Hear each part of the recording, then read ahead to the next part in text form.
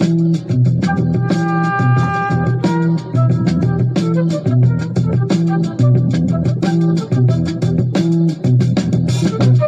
will not be able to stay home, brother. You will not be able to plug in, turn on, and cop out. You will not be able to lose yourself on Skag and skip out for beer during commercials because the revolution will not be televised. The revolution will not be televised. The revolution will not be brought to you by Xerox in 4 parts without commercial interruptions. The revolution will not show you pictures of Nixon blowing a bugle and leading a charge by John Mitchell, General Abrams, and Spyro Agnew to eat hog maws confiscated from a Harlem sanctuary. The revolution will not be televised. The revolution will not be brought to you by the Schaefer Award Theater and will not star Natalie Woods and Steve McQueen or Bullwinkle and Julia. The revolution will not give your mouth sex appeal. The revolution will not get rid of the nubs. The revolution will not make you look 5 pounds thinner because the revolution will not be televised, brother. There will be no pictures of you and Willie Mae pushing that shopping cart down the block on the dead run or trying to slide that color TV into a stolen ambulance. NBC will not be able to predict the winner at 8:32 on report from 29 districts. The revolution will not be televised. There will be no pictures of pigs shooting down brothers on the instant replay. There will be no pictures of pigs shooting down brothers on the instant replay. There will be no pictures of Whitney Young being run out of Harlem on a rail with a brand new process. There will be no slow motion or still life of Roy Wilkins strolling through Watts in a red, black, and green liberation jumpsuit that he has been saving for just the proper occasion. Green Acres, Beverly Hillbillies, and Hooterville Junction will no longer be so damn relevant, and women will not care if Dick finally got down with Jane on Search for Tomorrow, because black people will be in the street looking for a brighter day. The revolution will not be televised. There will be no highlights on the 11 o'clock news and no pictures of Harry R. women liberationists and Jackie Onassis blowing her nose. The theme song will not be written by Jim Webb or Francis Scott Keys, nor sung by Glenn Campbell, Tom Jones, Johnny Cash, Engelbert Humperdinck, or The Rare Earth. The revolution will not be televised. The revolution will not be right back after a message about a white tornado, white lightning, or white people. You will not have to worry about a dove in your bedroom, the tiger in your tank, or the giant in your toilet bowl. The revolution will not go better with Coke. The revolution will not fight germs that may cause bad breath. The revolution will put you in the driver's seat. The revolution will not be televised, will not be televised, will not be televised, will not be televised. The revolution will be no rerun, brothers. The revolution will be live.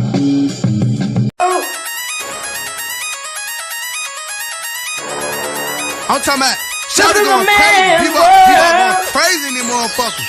Run that shit back, man. But it's nothing. Nothing.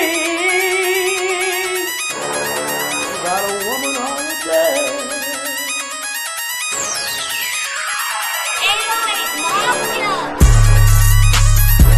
Man made the car.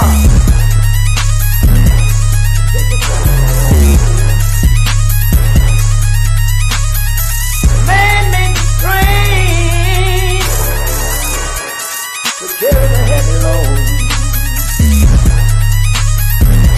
Man made the electrolyte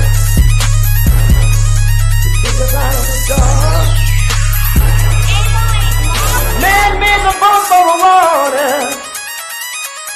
like the 7-millimeter. Man thinks about a little bit of baby girl and a baby boy. Man make them happy because man make them sorry. But after man make everything we can, do you know that man makes money?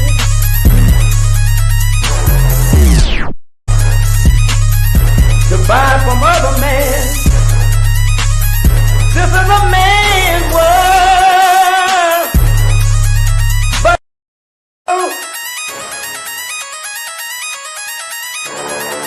I'm talking about Shabaka going crazy. People going crazy in them motherfuckers. Run that shit back, man. But it's nothing. Nothing.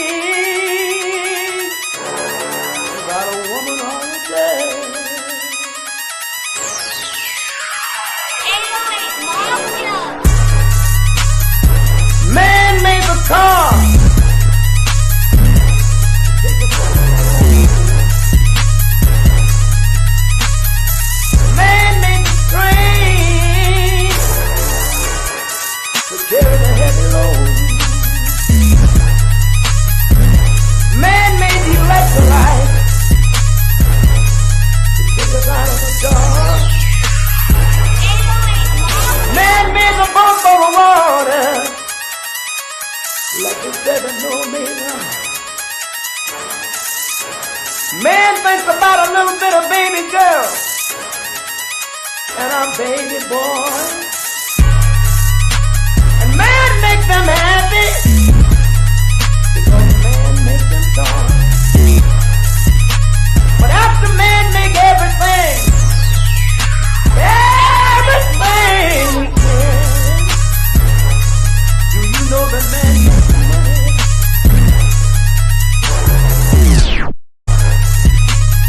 To buy from other men. This is a man's world. But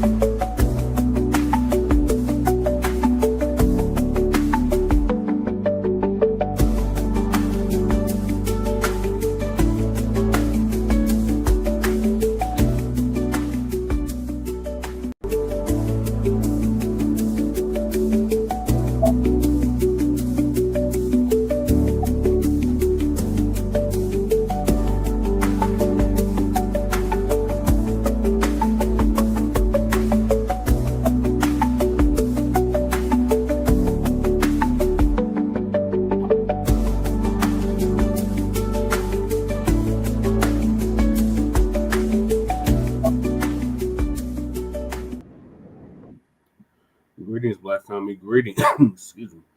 And thank y'all for tuning in to another episode of Shabaka's Black Experience Enhanced. I'm your host, Chan Crewman, and this is season 10. We should be joining here shortly with our other host, Shabaka San Corey. This is Shabaka's Black Experience Enhanced, which I'm the co-executive producer and co-host of. And on this season 10, episode 28, of Grand Rising with Shabaka and the Chase in conjunction with the Frontline Black News, we'll be discussing several topics. The first topic is the ICE raid at Dodger Stadium. Interesting. Then we got President Ibrahim Traore of Burkina Faso is reaching out to FBAs or Blacks in America for business ventures. And the latest on the dump, aka the Jailbird. So make sure y'all like and subscribe to Frontline Black News on YouTube and Facebook, and Shabaka's Black Experience Enhanced on Facebook and Twitter. So happy Juneteenth to everyone, to the FBA family. We officially celebrated Juneteenth yesterday on June 19th. Which is strictly a FBA holiday, no other holiday, not a diasporic holiday, not an African holiday, not a Caribbean holiday, but a strictly FBA foundational Black American descendants of American child slavery freedmen, American freedmen holiday. So shout out to y'all in the chat. I'm waiting on Shabaka to wake up so I can get to this first topic. What is everybody doing this morning? It's going to be a balmy 100 plus degrees in the Mile High Income City today. So stay cool. It's officially the first day of summer. Summer solstice is sometime today. I don't know the exact time, but it's sometime today. So stay cool, Black family, wherever you at. You know, I will be doing my best to do the same. All right. How's my sound, crew? Or Mac 285 Twin? Let me know in the chat if my sound is good.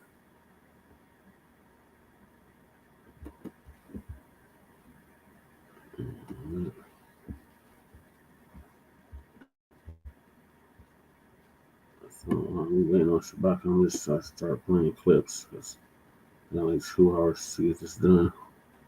So like I said, there was an ICE raid at the Dodger Stadium yesterday in Los Angeles, California. So I have several news clips about it. I was gonna play. Get that going now.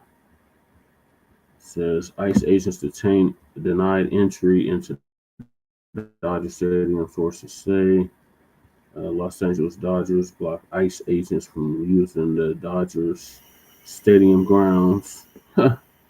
These damn Democrats. All right.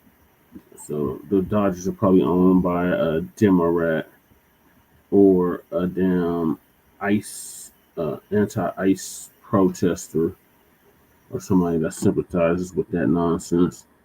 So let's see what MSDNC got to say on it.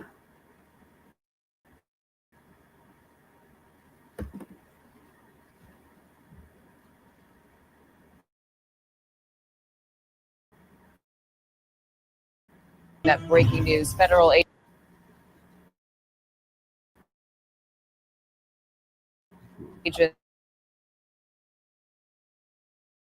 have come to Dodger Stadium. They've been met by immigration protests. Jacob, I understand the government has arrived on the scene, and they're attempting to push people out of this gate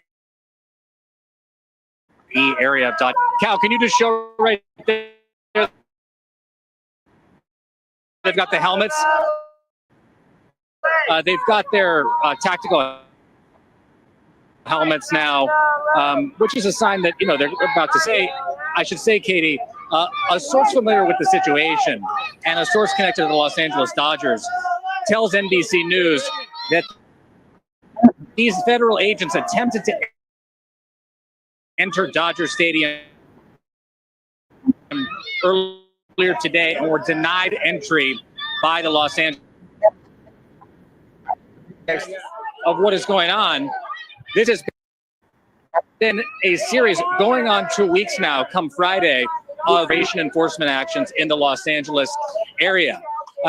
NBC News is also reporting that as soon as the end of this week, Vice President J.D. Vance may make a trip, cancellation because of the ongoing events in the Middle East, here to Los Angeles amidst these ongoing ICE immigration, Border Patrol immigration, federal agent enforcement actions.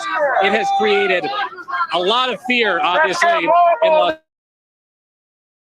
Angeles for the immigrant community. 1 million potentially undocumented immigrants in the most populous county in the nation. I want to give you a shot here. Again, of all the people who have gathered here, there's local officials, the local city councilwoman is here. Again, as all of these have been,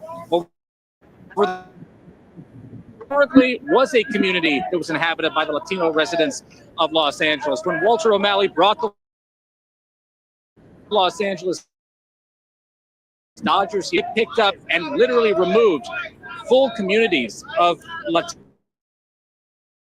residents of Los Angeles out of the Chavez Ravine, La Loma, and Bishop neighborhoods that are directly behind me. So there's a lot of history here. There's a lot of anger here, and it's playing out before our eyes right now, Katie. Yeah, Walter O'Malley also broke the hearts of Brooklynites when he moved the Dodgers out of Brooklyn. I just want to say this. Kike Hernandez, one of the Dodgers, really great player. He's been vocal about what's happening in Los Angeles. He posts that he... I hear you, so I'm going to come back to you. Yeah, don't worry. I've got it. Kike Hernandez posted on social media, I may not be born and raised here in Los Angeles, but this city has adopted me as one of their own. I'm saddened and infuriated by what's happening in our country and our city. Los Angeles and Dodger fans have welcomed me, supported me, and shown me nothing but kindness and love. This is my second home, and I cannot stand to see our community being violated, profiled, abused, and ripped apart. All people deserve to be treated with respect, dignity, and human rights. Again, Kike Hernandez, outfielder for the Dodgers. Okay, Jacob Soboroff, thank you so much. I think I got another one from MSDNC. Did you see how they condoning this illegal behavior?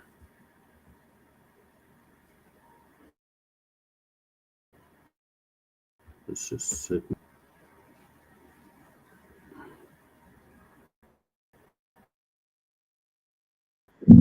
Donald Trump's aggressive immigration crackdown is continuing to grip Los Angeles, with ICE raids picking up here at Dodger Stadium.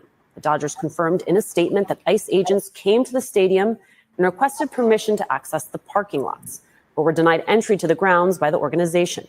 Their presence comes on the same day that an announcement is expected from the Dodgers on their plans to assist immigrant communities impacted by ICE raids. Now, just in the last hour, DHS released a statement claiming that the agents there were unrelated to any operation or enforcement. For more on that, let's bring in NBC News correspondent Jacob Soboroff, who is outside Dodger Stadium in Los Angeles. Jacob, good to see you. What can you tell us? Alicia, it was a very tense scene here earlier at Dodger Stadium, and you can see that everybody has sort of dissipated for now. There's a couple of protesters left. In fact, I'll just show you sort of the remnants of the protesters that are here right now. You can see that there's a couple of people still milling about, but what we understand is that there's going to be a protest again at 7 o'clock Eastern time tonight here. There's a game between the Dodgers and Padres coming up this evening, and the Dodgers have been at the center of this conversation about all of these wide-scale immigration enforcement playing out across Los Angeles. You had those agents that were staging here after a series of immigration enforcement raids this morning at Home Depot in Hollywood, reportedly at a Costco in the Los Feliz neighborhood. In Paramount, reportedly, there are potentially agents that were exercising an immigration enforcement activity. Even in the Coachella Valley in the desert, there are reports of immigration enforcement today. When I talked to Tom Homan the first Saturday of this immigration enforcement operation, he said, we're going to be doing this every day. Some days will be big, some days will be small. This feels like a big day. And to have this all taking place at Dodger Stadium has a particular significance to people here in Los Angeles. The Dodgers have not yet issued the statement that you mentioned about how they're dealing with these ongoing immigration enforcement raids in Los Angeles. Jaime Harin, the legendary Dodgers broadcaster, has spoken out about what's happening in Los Angeles. Kike Hernandez of the Los Angeles Dodgers. And it's all, I think, going to play out again in front of everybody tonight when the Dodgers face off against the Padres this evening, where we expect protesters to show up again, Alicia. Soboroff, you mentioned the significance of Dodger Stadium. What is that significance? Well, when Walter O'Malley brought the Los Angeles Dodgers here in the 1950s, there was a vibrant Latino community in Chavez Ravine, the neighborhood behind me. Palo Verde, Bishop, and La Loma were the names of the three neighborhoods. If you haven't read the book called Stealing Home by one of my favorites, it's great. Those communities were forcibly removed, evicted from their stadium, and there has been a love-hate relationship, I think it is fair to say, with the community here in Los Angeles. The majority of the Dodger fan base today is Latino, as is the population of Los Angeles. But the history of Dodger Stadium is one that is a very painful one for many Latinos in Los Angeles and many people all throughout Los Angeles. So to see this play out here today is a reminder of times past and a reminder of what we've been going through over the course of the last 2 weeks or so, and what might play out in the days and weeks ahead, Alicia. You have raids, it's my understanding, picking up across your city. Your sense of the level of fear, of frustration in immigrant communities, understanding, of course, that immigrant communities are very much interlaced with those of us who have U.S. citizenship. Fear is maximum. Fear is maximum because this has not stopped. And every day in a different corner of Los Angeles, you have seen something take place. Let me just swing the camera around right here. Downtown Los Angeles, just so you know, Alicia, is right in the distance. It's behind some of these trees, the palm trees right here. But in Chinatown, which is just below us, down the street that you're looking at right now, there were raids on some of the first days here in Los Angeles. To the other direction, this way, is Cypress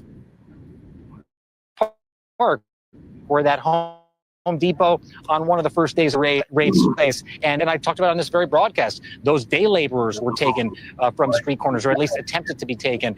And that scene plays out in a different corner of Los Angeles almost on a daily basis. It's a county of 10 million people, over 500 square miles. And it seems like, I feel like, in talking to people on the ground every day, that they feel like ICE is everywhere. And that is terrifying, not just undocumented folks, but mixed status families with children in Los Angeles public schools, mixed status families who have people in their church or in their workplace.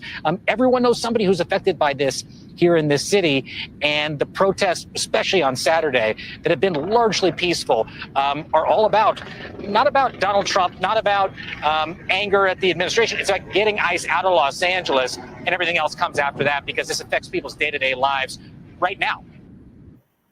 I can keep on dreaming on that. And a lot of them they voted for Trump any goddamn way, so I ain't got no pity for him. You get what you voted for. He said he was going to do mass deportations. Y'all Latinos went on and voted for him anyway. So you get what you voted for. I have no pity. Like, somebody please put some violins in the chat. I got no pity for this shit.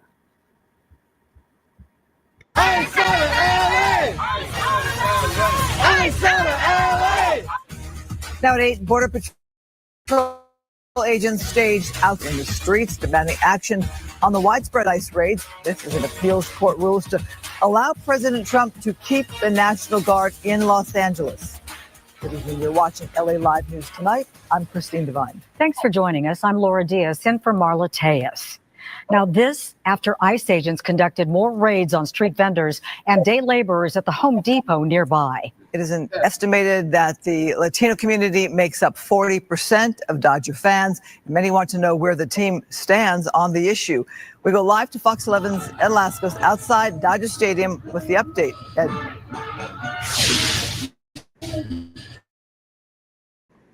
And Christina, dramatic scene here as the action happened this night, even before the pitch, not on the field, but out here. Look, talking about the main gates leading in the Dodger Stadium. Gate A, main gates off the famed Vince Scully Ave, closed, still locked right now because of a large protest that played out about an hour, 2 hours before game time. Snarling traffic, stopping the sellout crowd from really getting in. There was a huge traffic jam. Joe, give a look over to the right. That's the group that's left here after LAPD moved in. The skirmish line moved in, a small skirmish line, moved the crowd around of demonstrators. They've been chanting basically boycott the Dodgers, upset over the Dodgers, and the team being very quiet, not taking seemingly any stand against all the immigration raids that have been going on. Let's get to it. To the video we go. This is the wild scene earlier. They closed the main gates. Never have seen that before, as some of the protesters actually trying to make a run to get into the stadium itself, onto the parking lot in that area. And a lot of this crowd, again, sellout crowd, 56,000 plus, they were moved around Stadium Way, many of them making their way over to the and going through State E at that point. All of this follows that dramatic scene early this morning. One of them from Sky Fox, there were agents seen from what was thought to be ICE staging in the parking lot. There's some of that video there. ICE came out with a statement saying it wasn't our people, wasn't our agents. And finally, Homeland Security saying and confirming it was agents from Customs and Border Patrol staging there for an unrelated event. The Dodgers apparently asked them to leave. They did leave, but all of it really fueled the sentiment growing from many of the demonstrators here who say the Dodgers certainly have a very large Latino fan base, and yet the Dodgers are not stepping up to the plate. Listen to some of this emotion.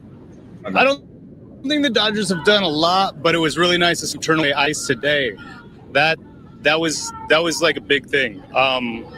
You know, and as soon as I saw it, sent it to some of my friends, and they were probably sending it to their friends. I think that's a lot, but it'd be nice to see like a statement from the Dodgers, from the team itself. You know what I mean? I definitely think they should support their the people that go see their games and the people they represent. I think that's important for them to do. Oh, the Dodgers, I mean, it's a huge Latino fan base. Oh, yeah.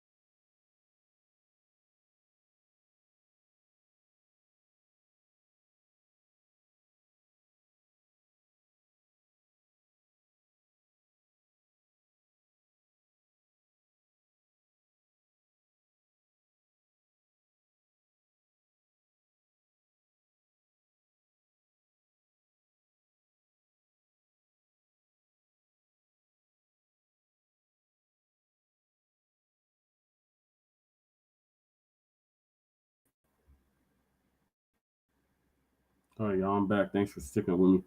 I don't know what the hell happened. The whole computer just crashed. We're going to get back to it.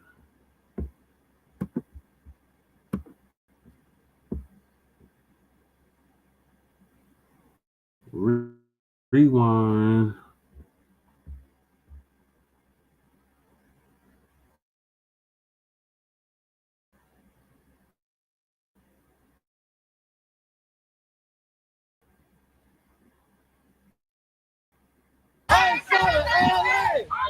Border Patrol agents now protesters are in the streets demanding action on the widespread ICE raids. This is an appeals court rules to allow President Trump to keep the National Guard in Los Angeles.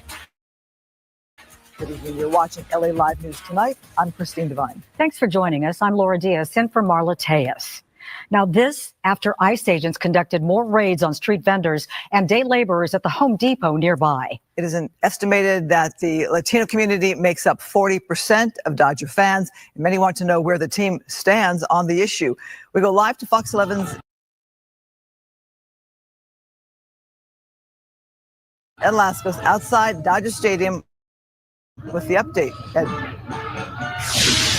Night, even before the first pitch, and not on the field itself, but out here outside the stadium. Joe will give you a look, talking about the main gates leading into Dodger Stadium. Gate A, main gates off the famed Vince Scully Ave, closed, still locked right now because of a large protest that played out about an hour, 2 hours before game time. Snarling traffic, stopping the sellout crowd from really getting in. There was a huge traffic jam. Joe gives you a look over to the right. That's the group that's left here after LAPD moved in. The skirmish line moved in, a small skirmish line, moved the crowd around of demonstrators. They've been chanting basically boycott the Dodgers, upset over the Dodgers and the team being very quiet, not taking seemingly any stand against all the immigration raids that have been going on. Let's get to it. To the video we go. This is the wild scene earlier. They closed the main gates. Never have seen that before, as some of the protesters actually trying to make a run to get into the stadium itself, onto the parking lot in that area.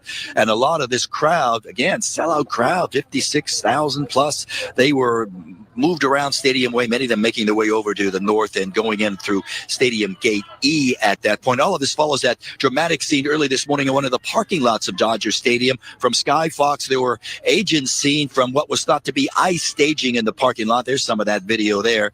ICE came out with a statement saying it wasn't our people, wasn't our agents. And finally, Homeland Security saying and confirming it was agents from Customs and Border Patrol staging there for an unrelated event. The Dodgers apparently asked them to leave. They did leave, but all of it really fueled the sentiment growing from many of the demonstrators here who say the Dodgers certainly have a very large Latino fan base, and yet the Dodgers are not stepping up to the plate.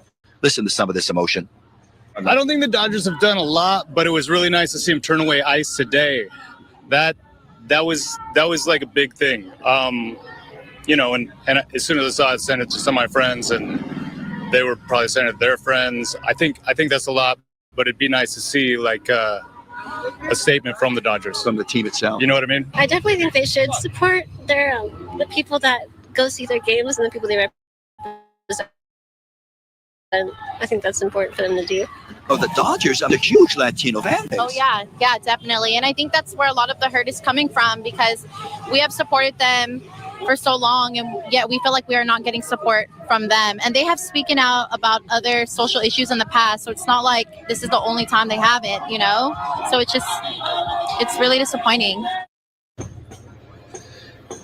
And developing now, all of that may have forced the hand of the Dodgers. They're out with this statement coming right from the team's president, Stan Cass, and it reads, let's read it together, quote, because of the events earlier today, we continue to work with groups that were involved with our programs, but we are going to have to delay today's announcement while we firm up some more details. We'll get back to you soon with the timing, stop quote. Mr. Cashin talking there about today's announcement, because the Dodgers had come out earlier saying and we all were expecting some type of announcement from the team sometime today, perhaps earlier, late this afternoon, talking about if they would take any stand in terms of the immigration raids that were going on to try to ease the sentiment growing up from a lot of the fan base, especially the Latino fan base. But talking to many other the fans who were going in, they were because this was tied up, and a lot of the fans were still trying to get into the stadium, and the game had started right time. It was already into the second inning, mid-second inning, and they were still trying to get in here, much less get in up to the parking lot and make their way into the stadium, into the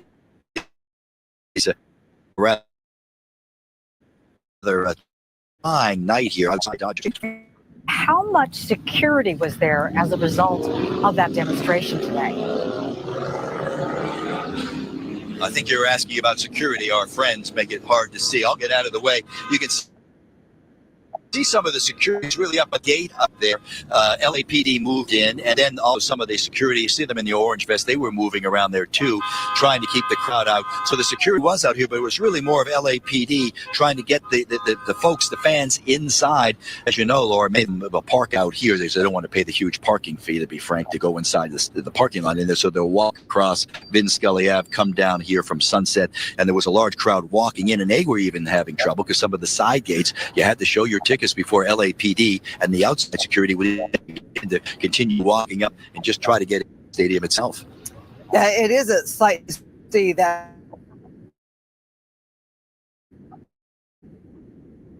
early by report and come back and leave before the game is even over. So anybody leaving right now, they have to open up the gates for them to leave?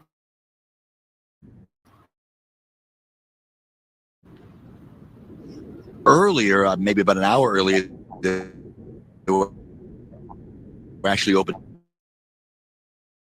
up the gates because it looked like the ride-sharing vehicles were through. But that's about it. And to top all of this off, try night for the Dodgers. And last I looked, ladies, the Padres were winning, Dodgers were losing one, and I think they're through the third inning at this point. Well, don't tell that to this fan. I hope it turns around. Yeah. He's got a newscast to do here. Well, it's early. It's early yet. Yeah. Thanks, Zach. What the hell with the bombs? I gotta give my commentary real quick. Y'all see this shit? These moms, they making concessions for these goddamn Latinos that make up 40% of their fan base. When the last time any professional sports team came out in support of black people? I mean, you had the George Floyd. You see how they did Kaepernick. You see how the league did Kaepernick just for fighting against police brutality in the NFL.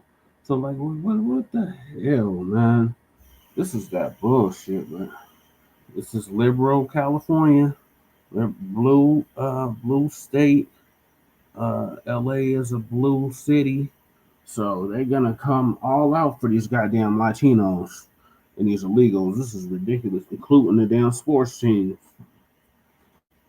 What's next? Well, it's baseball season, so let's see what the NFL and the NBA do later on in the year in regards to this, because these ICE protests and these ICE raids and deportations are going to continue. The dump has said he want to have 300 a day. So this is very interesting in the entitlement. You heard that, Latina? Yeah, they need to do something because we make up 40% of their fan base. What? You don't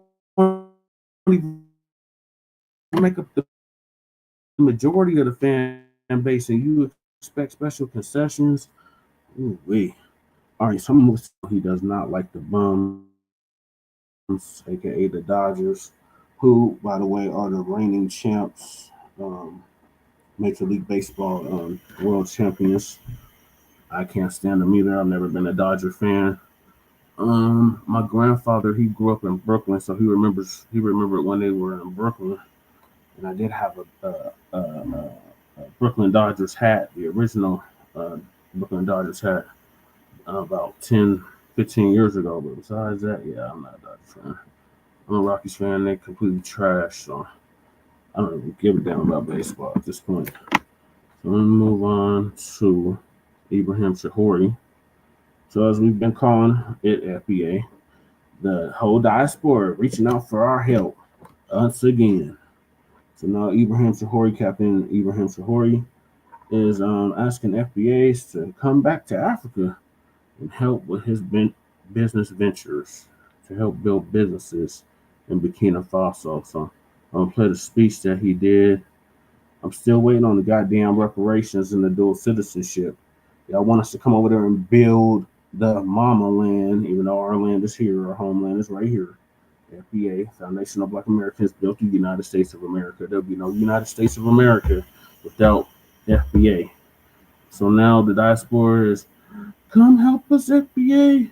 We need you, especially on the African continent. So Ibrahim Traore had a speech for us, and I'll play that speech next. Ibrahim Traore breaks his silence, and Black America shocks the world. Shabaka shared this with me a few days ago, so I'm gonna play it for y'all. It's about 18 minutes long. Morning in Brooklyn when the notification came. Phones buzzed, YouTube channels lit up, social media feeds erupted. A message had just been broadcast live from Ouagadougou, the capital of Burkina Faso. But this wasn't just another political address. It was something else entirely, raw, unfiltered, deeply personal. Captain Ibrahim Traore, the young revolutionary leader who had defied every odd to take back his country from French neo-colonial control, spoke not to his fellow Burkinabe, nor even to the African continent. He was speaking across oceans. To all my African brothers and Greetings, Shabaka. You running fashionably late, but I had just finished up with the Dodgers blocking ICE from obtaining illegals. Right. So what were your thoughts on that? And I just started the Ibrahim Traore video. Okay, all right. Well, yeah, as you know, the Dodgers organization or the owner of the Dodgers just bought the LA Lakers, as you know. Okay, but I just thought it was just kind of interesting, man, is that they had went out there, man, you know, to the Dodgers game, you know, in the middle of the Hispanic community and start busting people, you know what I'm saying? And they... I played 3 news reports from LA, and they said they had turned them away. They said they was there. It was a different agency that was there, and when I just found out about it, they turned them away. But either way, it's very insulting, especially since they talking about, they had a whole Latina on there talking about the bums, as you call them, Shabaka. Right. 40% of their fan base is Latinos, and this brought. Well, they need to do something for us because 40% of their fan base is us. And I was, when the hell has any major league team in any of the leagues come out in support of Black people? None of them. You see, none of them. No team, man. NFL, NBA. Major League Baseball has never come out in support of any Black cause. You see what I'm saying?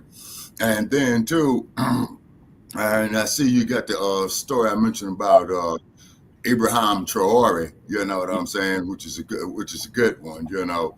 But anyway, man. But like I said, they figure for us as a people, as long as they hand us some crumbs, that they got, you know, our laws. But as far as acquiring stuff like land, labor, capital, you know, to upgrade the community for ourselves, you know, here and in the diaspora, then something is wrong. And once again, as we stated before, man, everybody takes us for granted. You know, these Latinos take us for granted. The white boys take us for granted. You know what I'm saying? The so-called Native Americans, all these other groups, the East Indians, they take us for granted, and we can't go on for this shit. We're not caping for you other groups. Y'all can hold your own chalupa, your own taco, your own burrito. We got our own. Yeah. See, we got too many issues amongst ourselves, within ourselves, that we have to deal with. You see. So when you really look at it, man, you will see from the civil rights era, Black empowerment era, we didn't progress, we regressed. Yeah, and to Cruz's point, you don't have to want dual citizenship. I was just saying, like, if he's gonna offer us something, that would be a good start, because the rest of the continent ain't offering us no dual citizenship. They keep saying that we're Indians, and we all need to go back to the mama land. Well, if you want us to go back to the mama land, then why aren't you offering us reparations? B1 salute. Cobb Speaks. Appreciate you tapping in, sister. Offer reparations for what? In the transatlantic, the trans-Saharan, and the trans-Indian slave trade. Well, You got a point on that because, you know, these fools here, you know, they allow themselves to be bullshitted by these other groups. You see what I'm saying? And, K. Kyle speaks. Greetings to you, sister. See, they allow themselves to be bullshitted. You say by these stinking, nasty, unclean savages. So I see the point on that there is well too. Now, on the reparations, wasn't that you and I, man, that had went over a story, just Latina saying that black folks don't deserve reparations, man, and all this old type of shit? Okay, first place, you other groups out there, that ain't none of your business. It's not for you to tell us what we deserve or what we need. See, that's the problem. Everybody's running their own agenda, but all these other motherfuckers figure that they're going to come up here and tell us what to do. It ain't happening, Captain. Right.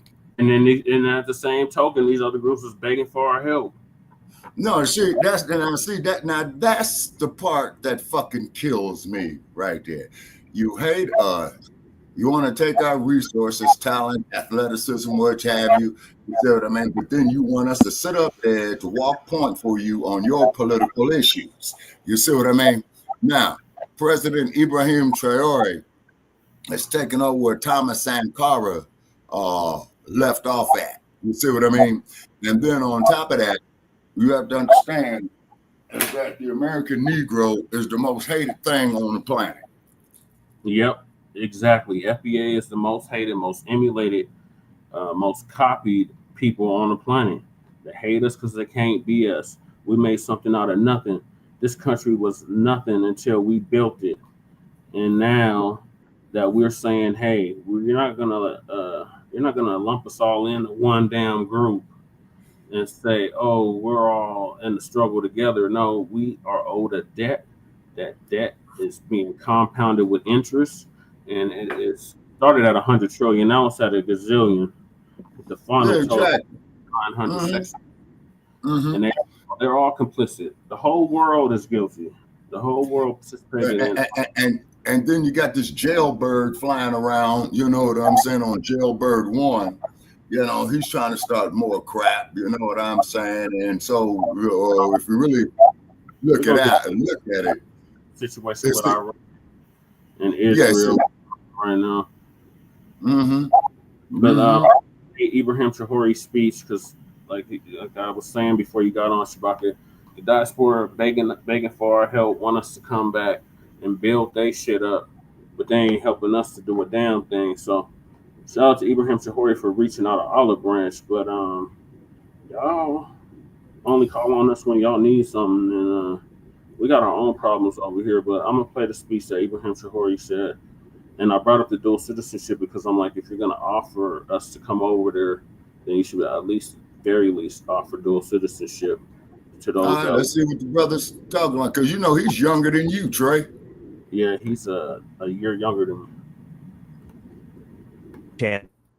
Channels lit up. Social media feeds erupted. A message had just been broadcast live from Ouagadougou, the capital of Burkina Faso. It was something else entirely. Raw, unfiltered, deeply personal. Captain Ibrahim Traore, the young revolutionary leader who had defied every odd to take back his country from French neo-colonial control, spoke not to his fellow Burkinabe, nor even to the African continent. He was speaking across oceans.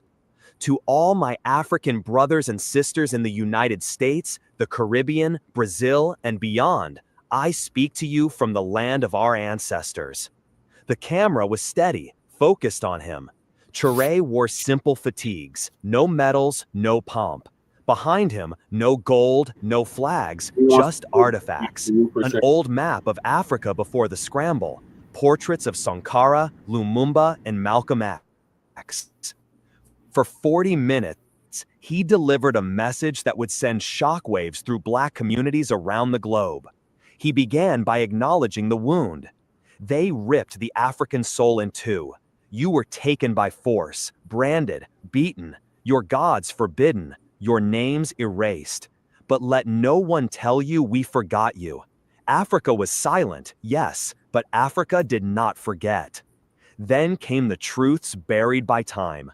Most of our kingdoms resisted the slave trade. Betrayal was not our choice. It was engineered through European guns, lies, and divide and rule. They want you to carry shame, but your rhythm, your fire, your survival, that is Africa still speaking. In Chicago, barbershops turned down their music. In Atlanta, elders clutched their beads. In Harlem, activists stood frozen, as if hearing something ancient return. Traore's tone shifted. This is not just a history lesson. We all know the chains. I came to tell you the chains are breaking again, and I want you to be part of it. He laid it out. Burkina Faso, Mali, and Niger were rising, reclaiming their land, their gold, their education. He wasn't afraid. They fear me not because I have power, but because I remind them of Sankara. They fear you not because you riot, but because of what would happen if you and I stood side by side. Then the moment that changed everything. Burkina Faso, Mali, and Niger would launch a diaspora citizenship program, fast-tracking citizenship, land access, and investment opportunities for all descendants of enslaved Africans. If you feel homeless in America, know this: you are not homeless. You are landless, and land can be returned. His voice softened, his words struck bone. To the young man in Oakland, come and learn what it feels like to walk without fear. To the mother in New Orleans teaching Black history, come walk the soil our ancestors preyed upon.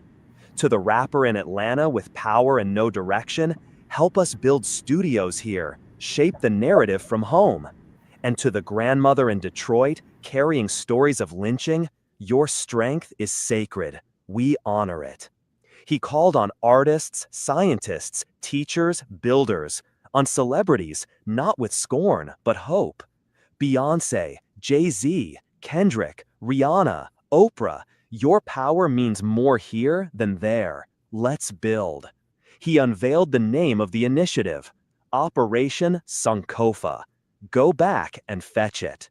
A Khan proverb, a Pan-African development corridor, a movement for return, not as saviors, but as partners.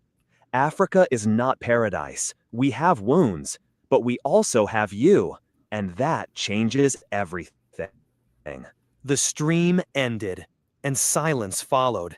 In Southside Chicago, a teacher named Malik wept. In Atlanta, Uncle Joe, a retired Vietnam vet, whispered, "It's about time." In a dorm in D.C., a girl named Amina began drafting a blog, My Letter to Ibrahim Traore.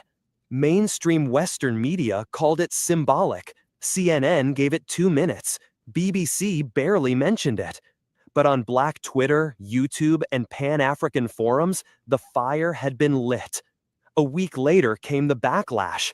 Sanctions, smear campaigns, accusations. But Traore was unfazed. Let them come. We survived colonialism, coups, famine. We will survive this because for the first time, we are not alone. He released another video, short, quiet, defiant. We're not asking you to abandon your homes. We're asking you to reconnect with your roots, to see Africa not as a grave, but as a garden. He announced the first Diaspora Congress to be held in Ouagadougou at year's end. Flights began to fill. Visas were requested. Lives were changed. A video went viral. Mama Ruth, 82 years old, cane in one hand, suitcase in the other, at JFK Airport. I may be old, but I need to touch that soil. Maybe plant a seed. In the Bronx, a grassroots group called Back to Build emerged. Young Black people studying African history, economics, and agriculture. Not everyone supported it. Some called it delusion. By December, Ouagadougou transformed. Black people from every corner of the world gathered. Afro-Caribbeans, African Americans, Brazilians, Haitians, Black Brits. No hierarchy, just a shared pulse. The Congress opened with drums. No fireworks, no celebrities. Elders poured libations. Names were whispered to the soil. In Bambara, Wolof, Yoruba, Creole. Traore walked in. No bodyguards, no anthem. Silence fell. And then, from 1,000 voices, redemption song rose. He took the stage. This is not politics. This is a healing ceremony disguised as a summit. He presented the Sankofa Pact. Land would be leased, not sold. Schools would teach both local and diaspora history. Business would be co-owned. Exploitation was forbidden. Integration would be mutual. He called for the creation of the Black Global Assembly, a body outside the AU, free from Western hands. From Detroit, Dr. Asha Walker rose. I fought for our people in American courtrooms. I want to write laws here before they ever need one. From Jamaica, Kojo Bantu pledged a cultural studio. From Brazil, builders came to construct eco-villages based on Afro-Indigenous traditions. Tech companies from Atlanta, Lagos, and Nairobi announced a joint project, a Pan-African encrypted network. Africa must tell its own story, Traore said, or it will always live in someone else's. But not everyone welcomed the dream. Whispers stirred in old military halls. A coup was planned, not by France, but from within. A betrayal for promises of asylum and silence.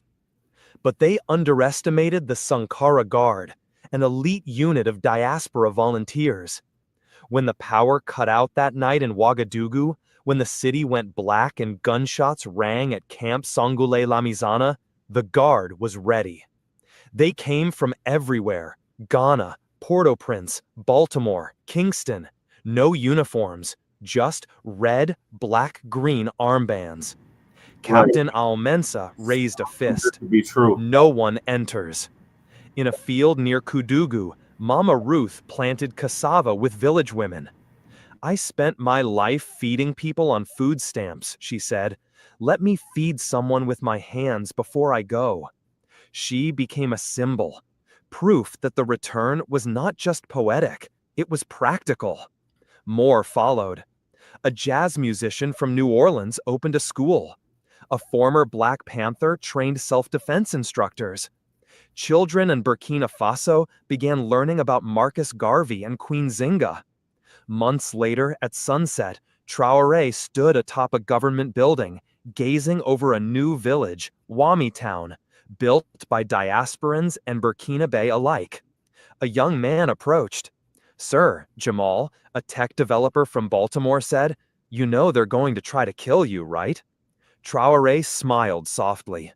I know, but I also know this. You cannot kill an idea whose time has come. As the call to prayer echoed from a mosque built by Muslims from Senegal and Detroit, a new voice filled the radio waves. To all children of Africa, no matter where you were born, welcome home. This gate is guarded by the ancestors. The gunfire was brief but brutal.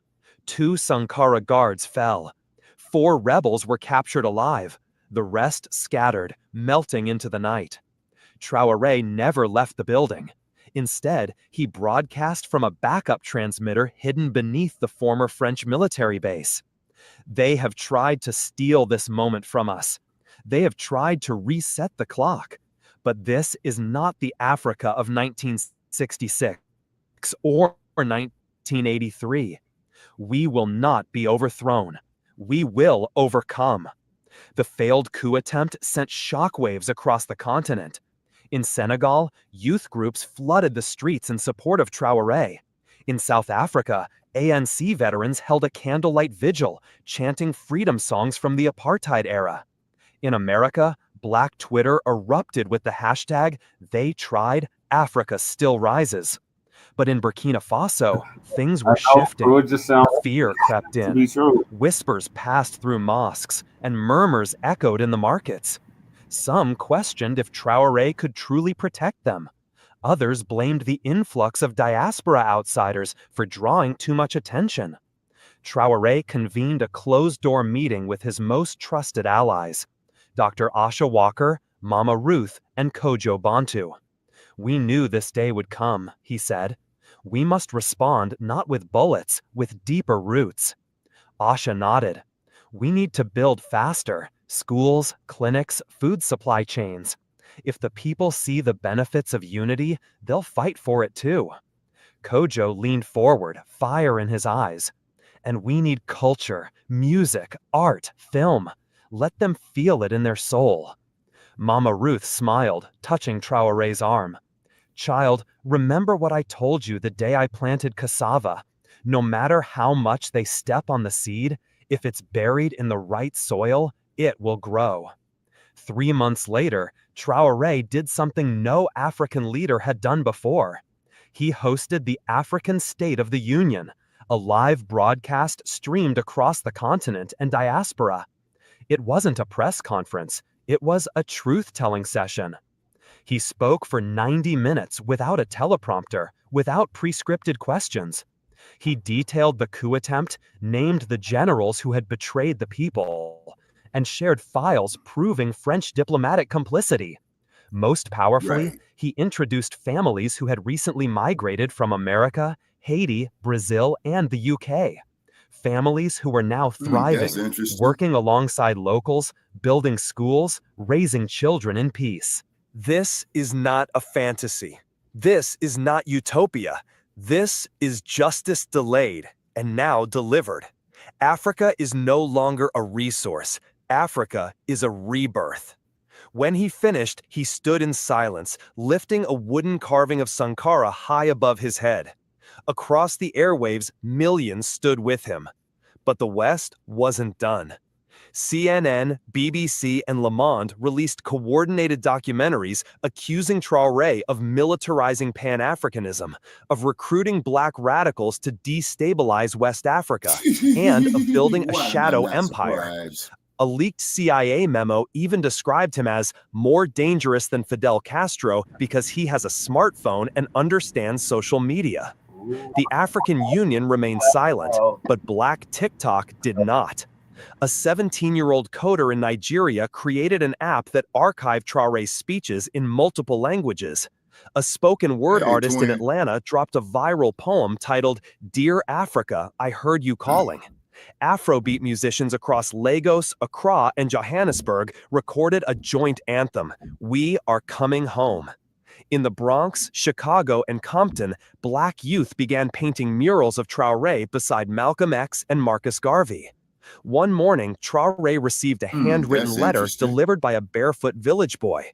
It was from Mama Ruth. "My son, they may fear you, but I believe in you. I've never seen a man fight so gently and still be heard across oceans. I'm old, but I'll live long enough to see the seed grow. When I go, plant my body in the soil. I want to feed the next generation. Tell the children their grandmother chose Africa." They came in waves, not soldiers, not missionaries, not investors, but families. Black families from Newark, Johannesburg, Port-au-Prince, Kingston, Bahia, and Brixton. From every corner of the diaspora, they came, holding on to a single word passed from mouth to mouth like gospel fire: home. Burkina Faso's modest airports overflowed. Some arrived with dual citizenship. Others came with nothing but a passport, a suitcase, and a dream. They were teachers, nurses, truck drivers, ex-prisoners, computer programmers, doulas, single mothers, elders in wheelchairs, and teenagers who had only known cities cloaked in police sirens and concrete. Traore stood quietly one morning near the tarmac, wearing a simple brown tunic and leather sandals, watching as a grandmother from Atlanta stepped off the plane and kissed the soil. "We've waited for you," he whispered, "and now you are here." The village of Sankara Hills, just 10 kilometers outside Ouagadougou, had been dry bushland 2 years earlier. Now it was alive with promise. Red earth roads lined with solar streetlights. Houses built from local clay and diaspora donations. A small hospital named the Malcolm Center tended to mothers and infants. At the heart stood a school, Ubuntu Academy. That's interesting. Children were taught in Jola, French, English, and Yoruba. Every classroom bore the name of a freedom fighter: Amilcar Cabral, Nanny of the Maroons, Kwame Nkrumah, Harriet Tubman. It was a village without fences. Burkina Faso families and diaspora settlers farmed together, ate together, prayed together, disagreed together, learned together. Every Friday night under the baobab tree, they held open forums. Traore himself would sometimes appear, unguarded, just another face in the firelight. One night, a teenage boy from Baltimore asked, "Why us? Why take such a risk on people America threw away?" Traore answered without hesitation, "Because Africa is not charity. Africa is restoration. You were never thrown away. You were stolen. And now the stolen are choosing to return. That alone is revolutionary. But peace never lasts long when the truth becomes dangerous." In neighboring Ivory Coast, an American base buzzed with activity. A leaked drone intercept showed a map marked with red dots, places in Burkina Faso deemed ideological threats. Sankara Hills was at the center. By now, the CIA had lost patience. Traore's speeches were being studied in Ferguson high schools. Black enlistment in the U.S. military was declining. Black churches were collecting offerings not for Israel or Haiti, but for wells and school books in Burkina Faso. He had become a symbol, a virus, a threat. A Pentagon memo read, "Neutralize the ideology, discredit the face, divide the movement." One morning, a scandal broke. Major Western news outlets published evidence that Ibrahim Traore had funneled millions in gold reserves to secret accounts in the Seychelles. Photos showed him beside men labeled Russian arms dealers. A voice recording allegedly captured him saying, "Let the West burn if Africa must." When you were pursuing a diplomatic. All right, before we get to the dump, Shabaka, Jailbird. on with Ibrahim Traore, his message to basically FBA. This is his message specifically to us and those outside of Africa and the diaspora. What are your thoughts on that, Shabaka? Well, I think it's a good thing right there. You know, like what Sankara, Patrice Lumumba did. You know what I'm saying? Crew, America first. Hey, Crew, why don't you go vote for Trump, man, and join him on the Jailbird, man. I'm sure he'll put you to work. And so, yeah, you know, it's beautiful in theory. Now, let's see if it could be implemented, you know, because you got these outside forces, and the outside forces that's going to be in there to sabotage it is going to be these Negroes talking about America first, you know, boss, we sick. Now, once you get past that syndrome there, when you get my age, Brother Che, it just might be a reality. But I won't be here to see it. I'll be gone. You know what I'm saying? It's like I'm always saying, Shabaka, he can't be the only one that's doing this. I understand. You know what I'm saying? Yeah, well, see, KK speaks, I think it will work. The reason why people say it won't work is because, you see, you still got that chain from that rape and slave trade and pedophile on your mind. You know, say, and the cold part about it is, when I was studying the effect of it, Brother Chad, I think I was a little bit older than you. You know what? I was astonished to find out, man, now this is going to blow your mind. You know, I saw how much of that contamination, man, was in me. Yeah. Yeah, Shabaka saying Corey. You see what I'm saying? So it's a step in the right direction, but is it going to take 5 years or is it going to take 50 years? That is the question. You see what I mean? Reparations now. You see, you know, FBA, and then of course, as you know, is that with the European, with his unclean body, his unclean mind, his unclean spirit, his tactic was divide and conquer. You see what I'm saying? You know, it's always been his tactic. He's used it against his own people. Like these people. Well, he uses it more against others than himself, is because the only time he uses it against himself is when those who see within his own house that they are wrong, you know, they'll go after them first. You know that, right? Yeah, that's okay. Look at it. Okay, but hold on, Brother Che. Let me just say this here, man. This is very, very important to bring this person up. There was a movie actress by the name of, yeah, you're right. I agree with you, sister. Many Africans need to emancipate themselves from mental slavery. This is why we created the hashtag, ma'am, resurrection of the mental dead. Yeah, I agree with you. But there was a white woman by the name of Jean Seberg who came up missing. They found her dead in the trunk of a car in the mid-70s, I think, okay? But she was a supporter of the BPP movement and what have you. But then what you got, you see, the thing is you got to understand, the first thing that the cracker would send in, man, is his she-devil. You see what I'm saying? Like your Carolyn Bryant's. You see what I mean? So it's great in theory. I won't be here with you all to see it happens.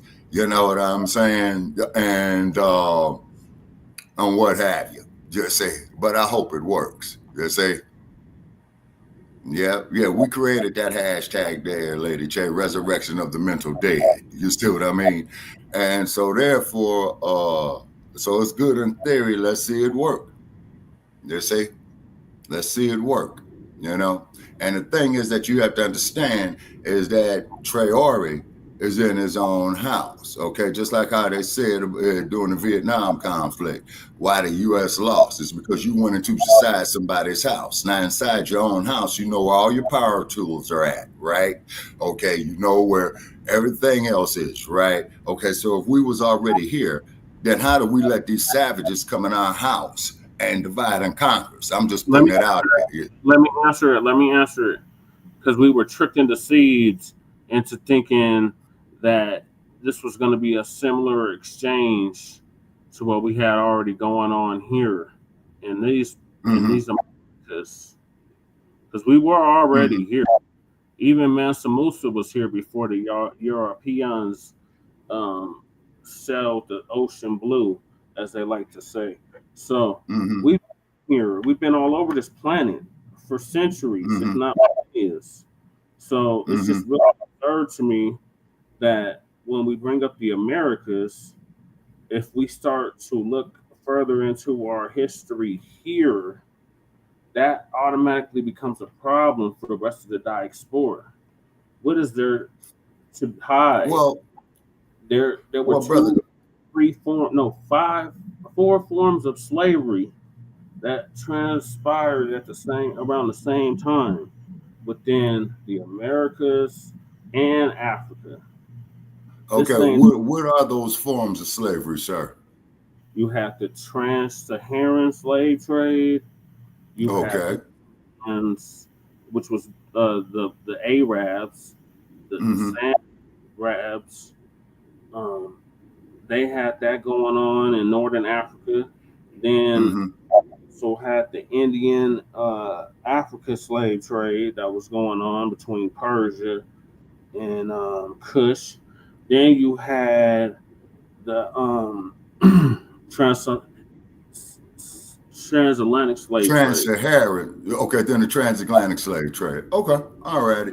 Okay, now so majority of those crew, people, that's what they did to the Native Americans, crew. You know, not cutting you off, Brother Che. So it's funny you say that, right, Shabaka? When we hear about the smallpox, it automatically goes to the Native Americans. But what did those people look like? Did they look like crying sitting bull, or did they look like Yaska Yanga? Okay, well, that there, brother, I'm going to have to ask you to enlighten me on that, because as I said, you saw my report from the Little Bighorn with Tatanka, or commonly referred to as Sitting Bull.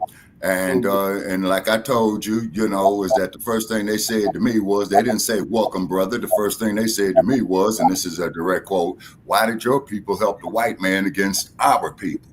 Tribe exactly was interacting with Shabaka. Because we like black people, Native Americans are all one big monolith. And they didn't all look the same. And they didn't all have the same terms and names. They had their own distinct original names that were changed to appease what the European was doing. Because while they was doing the sieving and raping, enslaving, and trading on the continent of Alkebulan, they were also doing it over here, and they tricked a lot of the chiefs and chiefess of those nations that existed before the transatlantic slave trade even existed or even came into fruition. When they came over here, they on their coons. They always had. That's why they had to Well, start the harness and shit, because they always get they ones that is willing to want to humanize them, even though these are savages and barbarians, and really shouldn't have no right. interaction with due to the powers that be, which currently is them. And keep in mind, this is only a short time, relatively to when we were already ruling the planet. So, uh, uh, a slight, Okay. a slight uh, stoppage of what we had going on, but we're gonna get it back. And if the rest of the diaspora can get on code with what Ibrahim Traore was saying, then we could make this a reality. But to Well, see, think, that's my point. Now you catching on, brother Trey. You see what I'm saying? It's great in theory. It's a beautiful theory, but can it be implemented? You see, because what Renee Chirac had said, that we bumped their heads, got them to hate themselves. You see, and see people. Now, here's one thing though, man, about these cave dwellers. The first thing they come in with, man, is to get the people to hate themselves and all what they where they come from, and then they put in this artificial culture. You see what I'm saying? Case in point, when you had like jazz and whatnot, Miles Davis. Let me see, who are some of the other jazz greats? Miles Davis, man, Wes Montgomery. Oh man, Tommy Smith. I mean, we can go on and on. And then when a white boy comes there, you're gonna sit up there and embrace him with arms and stuff like that. And then the next thing you know, the white fella is taking your tools, taking your minerals, and claiming it as his own. Okay, the classic case of this right here, man, was Casey and the Sunshine Band. That type of shit. Or better yet, the biggest parasitical cat in the music business, man, was old Elvis Presley. You see what I mean? yeah, and who did he learn from and who did he steal from? Big Mama Thornton, Rosetta Tharpe, and I was doing some research on Sister Rosetta Tharpe. You know what I'm saying? And then Lord knows of how the average white boy is going to go up there and steal all the James Brown stuff. Hey, twin, what you saying? You should check out the National Geographic documentary called The Journey of Man. Explains how we migrated everywhere, including Australia and the most remote continent. Okay. I was just reading what Twin was saying. Okay. I think he's referring to the out of Africa theory. There's two theories. There's the out of Africa and there's the Bohemian theory. The out of Africa says that humanity originated in Africa and migrated to the other parts of the world over thousands and hundreds of thousands of years. Okay, and then there was the other brother Che. You and I discussed this, man, about 2 years ago, I think. About the crossing of the Bering Strait. Yeah, that's where the Asians had crossed the Bering Strait. Now, from my observation out here in the West, right, I've seen the Native Americans have more resemblance to the Asians than Africans. Yeah, especially the 5 civilized tribes. They have more of a phenotype of a Caucasian, of an Asian. Remember, Caucasian, Asian is in the same supercontinent.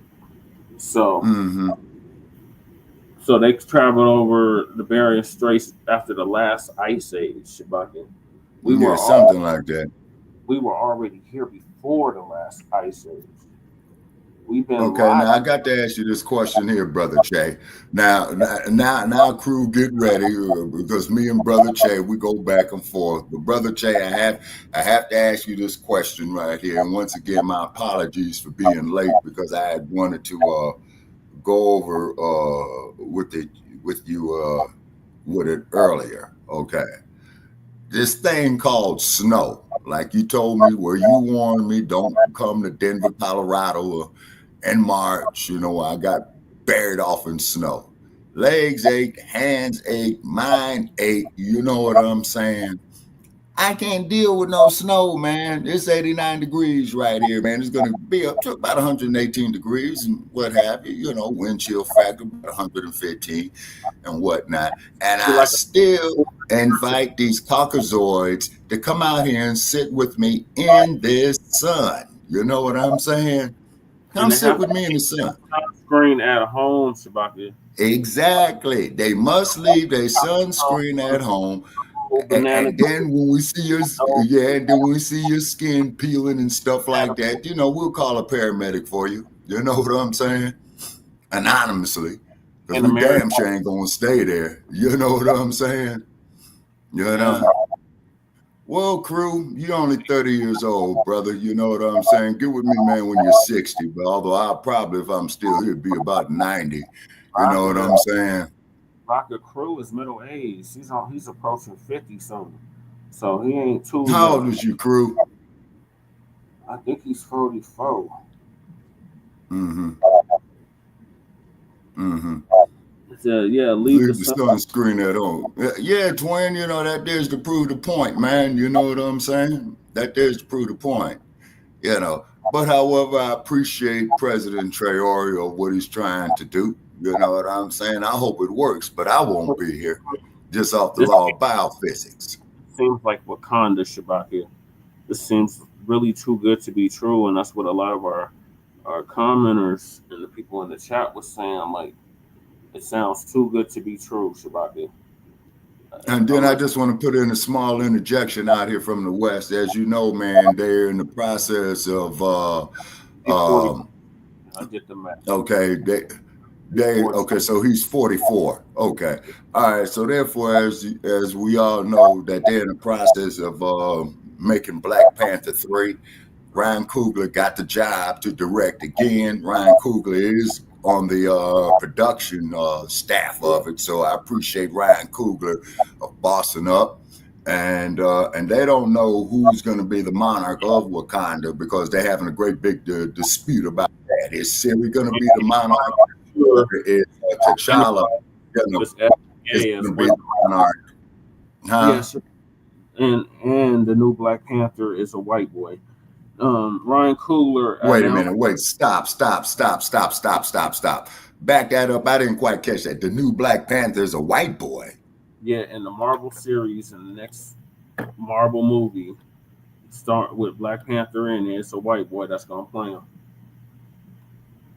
Well, I won't be going to see it. Thank you for letting me know. Thank you for letting me know. You touched on the front line. White boy. There was a white boy. Yeah. Next thing you know, in the first Black Panther, they had a whole white boy CIA agent saved the day. In the first Black Panther movie, so I don't put nothing. It's just Chad Boswick passed. They don't have no replacement for him. You can't, you know. Yeah, I know. Too bad. You know who's lying? Stolen ancestors. I'm lying. If I'm lying, show me where I lied.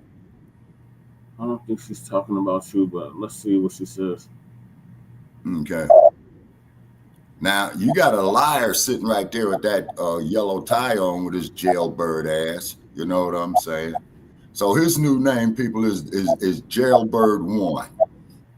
Jailbird 1. On your screen, yeah. Jailbird 1. Yeah, Killmonger is the shit. That's because Killmonger represented FBA. They made him the villain. FBA gets villain. Killmonger. No, Killmonger's with the Ancestors crew. That's when Siri had taken a potion that she wouldn't saw her cousin because they were first cousin. Yeah, you're talking about now, like the storyline right now. But what Crew's alluding to, Killmonger, he represented FBA. That's why he was filling up and made to be the antagonist opposed to the protagonist. There is And then too, if anybody's interested, is that the opening scene of the original Black Panther was in Oakland. Yes, it was in 'Cause Oakland. Yeah. And that's what they had all over Oakland, Brother Chad. I told you that, man. I think, man, you know, the Raiders is getting ready to play them ponies. And I told you, man, I said, yeah, man, put your guys back in here. You got none but Bronco fans up in here. You better watch. Man, you guys got GMO oats, man. You know what I'm saying? GMO oats. We got top of the line oats, and they're gonna give us horsepower to run all over you scrubs. Oh, man. Y'all don't even have. Okay, now Crew is saying that Killmonger didn't even need the potion and still beat Black Panther. But what had happened is that Black Panther came back, and so the contest was still over, and he got Killmonger, but Killmonger said he'll take execution because Killmonger had stated, and he had cited a historical fact where a lot of our ancestors off the Carolinas had backed themselves off in the water when they realized that they couldn't get on, because keep in mind, they didn't have jet planes back then. Now, that took a lot of guts, that I much rather die than be a slave. Shabaka, now, that took a whole lot of guts. I come directly from South Carolina, so I'm pretty sure I'm Gullah Geechee or something like that, because my peoples is back from there. So if they was going to deport me, that's where they would deport me to. It would be South Carolina. If that was even possible to deport a citizen. All right, prove it, Crew. Show me where Africans cheated and didn't honor their own code. Now, I can show you where a whole bunch of these caucasoids cheated and didn't honor their code. Look at that bastard you got sitting there with that Donald Duck yellow tie on. Well, that's a cheat. That's all they do is lie, steal, destroy, deceive, everything bad. Divide and conquer. But okay, now I have to ask you this question here, Brother Che, and remind me if I already asked you this question. If we was already here, okay, then how did we get defeated in our own house? Say, in other words, I'm bringing the irony to the Vietnam War. You're not listening to the answer. The answer is we were deceived as well. I already explained this. The chiefs of those nations, like the Iroquois, the Choctaw, Chickasaw, those are 5 civilized tribes, but any of those tribes, Shabaka, they had people working with them on the inside. They were supplying intel. Okay. All right. So once again, Brother Che, you reinforced the conversation that I had with the Native American woman, man, on my trip to the first time I went to Denver, Colorado, you know, before you and I met. Okay. Did she say, what tribe did that Native American woman say she was from? She said that she was the Sioux. Oh, yes. And the first thing she asked me, she said, why in God's name did your people help the white man against my people? So I went on there, and she was receptive to the knowledge that I dropped, is that the slave in the second generation only knew what master taught him. That's where you get the yada balls and the ass scratching, boss we sick. You know what I'm saying? And so she did. Go ahead. Why would she say that? My people. Did she elaborate on what people she was talking about, or did she just say your people? No, she was talking about us as Africans coming here. And I told her, and she was receptive to the knowledge that she didn't know, is that we were only taught what the master, we only expressed what the master taught us, you know, the second and third generations. And this is why in that movie, Amistad, okay, where Matthew McConaughey was sitting down there with house nigga Morgan Freeman, and Morgan Freeman went and looked at the slave ship, and he saw a reflection of himself. About the Attica uprising in the 70s. That was 1971. Yeah. She wasn't lying, Crew. Why would she lie? The only thing she had to do was tell me to shake the spot. Why would she lie? She's lying because she don't want you to acknowledge your indigenous roots here. When she's saying, I beg to differ. Acknowledging the fact that her chiefs, her Sioux chiefs, were complicit with the savage too.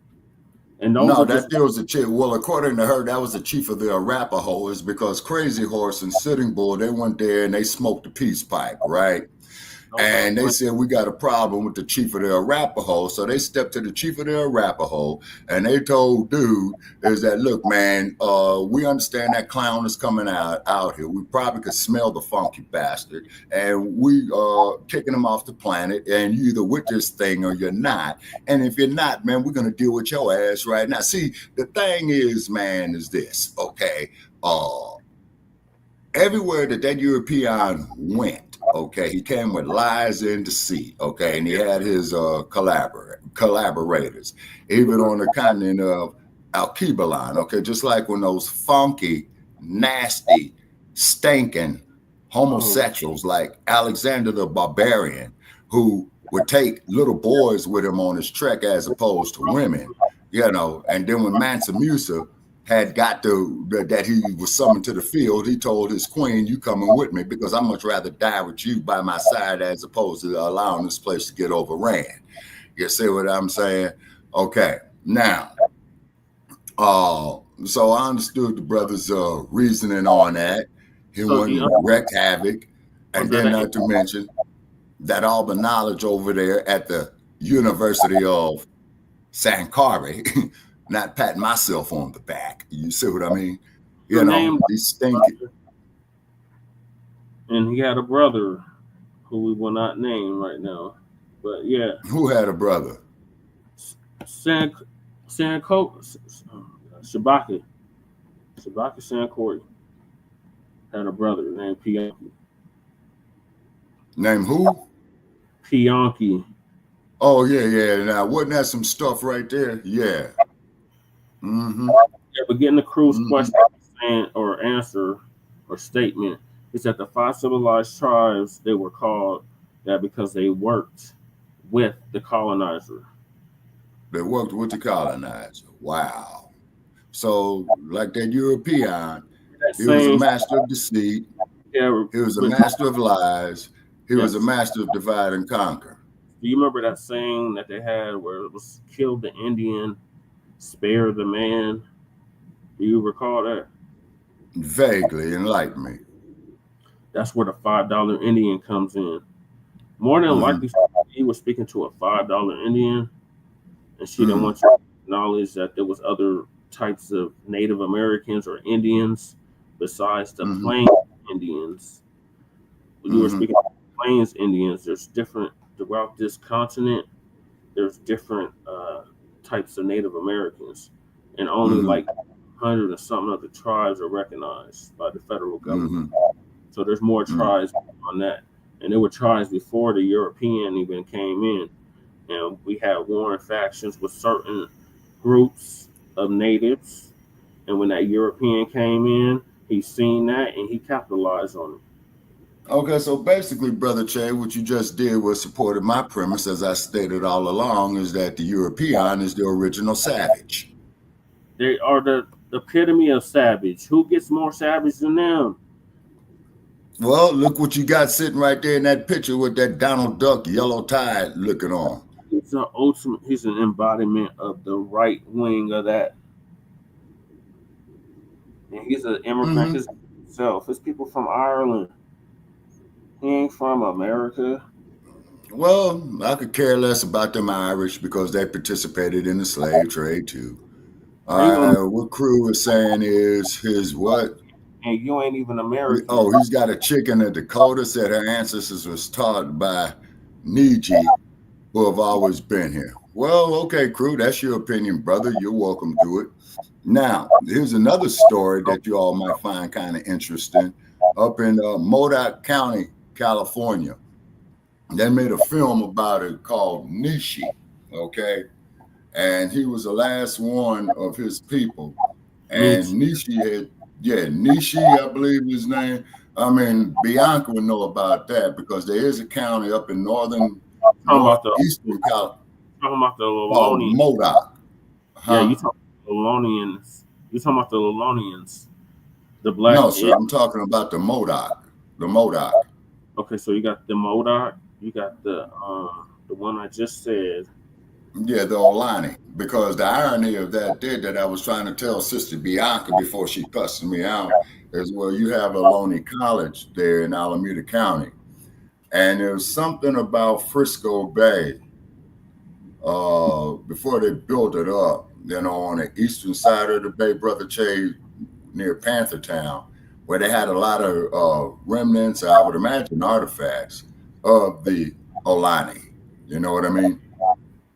And what happened? Oh, after an African goddess or African queen. Yeah, Brother Isaiah brought that to attention. Queen Khalifa.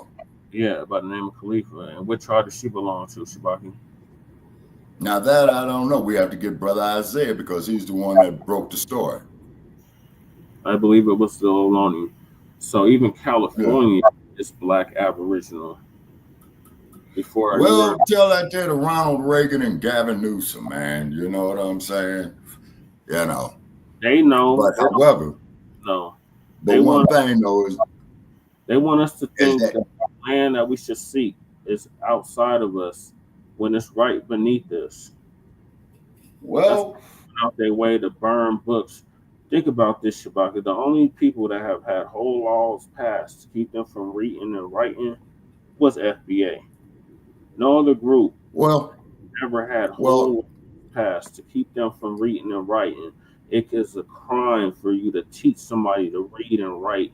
If they found out that you could read and write, they would kill you or lynch you or chop a off.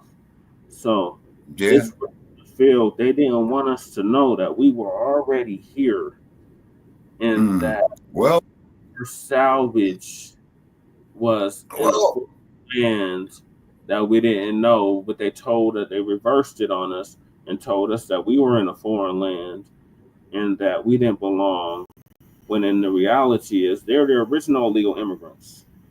They're the original settlers, colonists, whatever the hell, in the history of the planet. They're the biggest murderers in the history of the planet. Nobody has amassed a murder count as high as theirs. So they have no moral legitimacy whatsoever. But we as FBA have all the moral legitimacy because we are the moral compass for this country. Anything good that occurred happened because of FBA, not because of diasporic Africans, not because of Africans, but from FBA because we were already here. They have reclassified so many of us into being Black, Negro, and colored, and then they were able to pass whole laws to keep us from reading and writing. You had whole Black indigenous tribes that were enslaved because they were mistaken for being a slave in their own homeland that they had been well, see, once again, I asked the same question, Brother Che. Okay, if you invited me to your home, or if I invited you to my home, right? Okay. Shabaka, you know where everything is. You know where everything is. Once again, so how are you going to be conquered in your own house? See, that's the same thing they said about the war in Vietnam. Okay, it's because the U.S. lost the war. They just pulled up out of it. And then I forgot who the dude was who was the leader of the Viet Cong. And he had stated is that you are not going to come into our home and divide us. You see? It was already divided already. They had North Vietnam, South Vietnam, Indochina. Originally it was called French Indochina, Brother Che. So what had happened was the French tried to go in there and they tried to colonize it, and they lost 8,000 men at a place called Dien Bien Phu, I think. So what had happened is that Kennedy had sent advisors over there before he was assassinated, right? And then at the end, when the U.S. pulled out, when Da Nang fell, is because I watched it on TV as a teenager when I got home from school one day, where they was pushing all those helicopters off of it. They just said, to hell with it. And then what had happened was your president, Ford, they started allowing, quote unquote, all these boat people, as they call them, to come into the U.S. And this is why out here in the West, man, you got a huge Vietnamese population. And what they did, man, is that they had built up their own infrastructures, of course, at the cost of the American taxpayer. But then when we talk about reparations, man, y'all don't deserve no reparations and all that. That's why I dug ice going out there to Dodger Stadium yesterday. Yeah, I dug it too, Shabaka, even though they wasn't even there for that. But it was a different agency that they had there. But yeah, the Dodgers came out after this Latina talking about, we make up 40% of your fan base. You need to do something for us. Then the owner of the Bums, because this was a bum ass move, issued a statement in support of turning away ICE. And then the owner of the Bums is the one that bought the Lakers. You know that, right? Oh no, I didn't know that. I said it was a new owner. owner. The owner of the Bums bought the Lakers. Yeah. Wow. So yeah, he's when you sent me the text on it, you know. So that dude there owns the Bums and the Lakers. You see what I'm saying?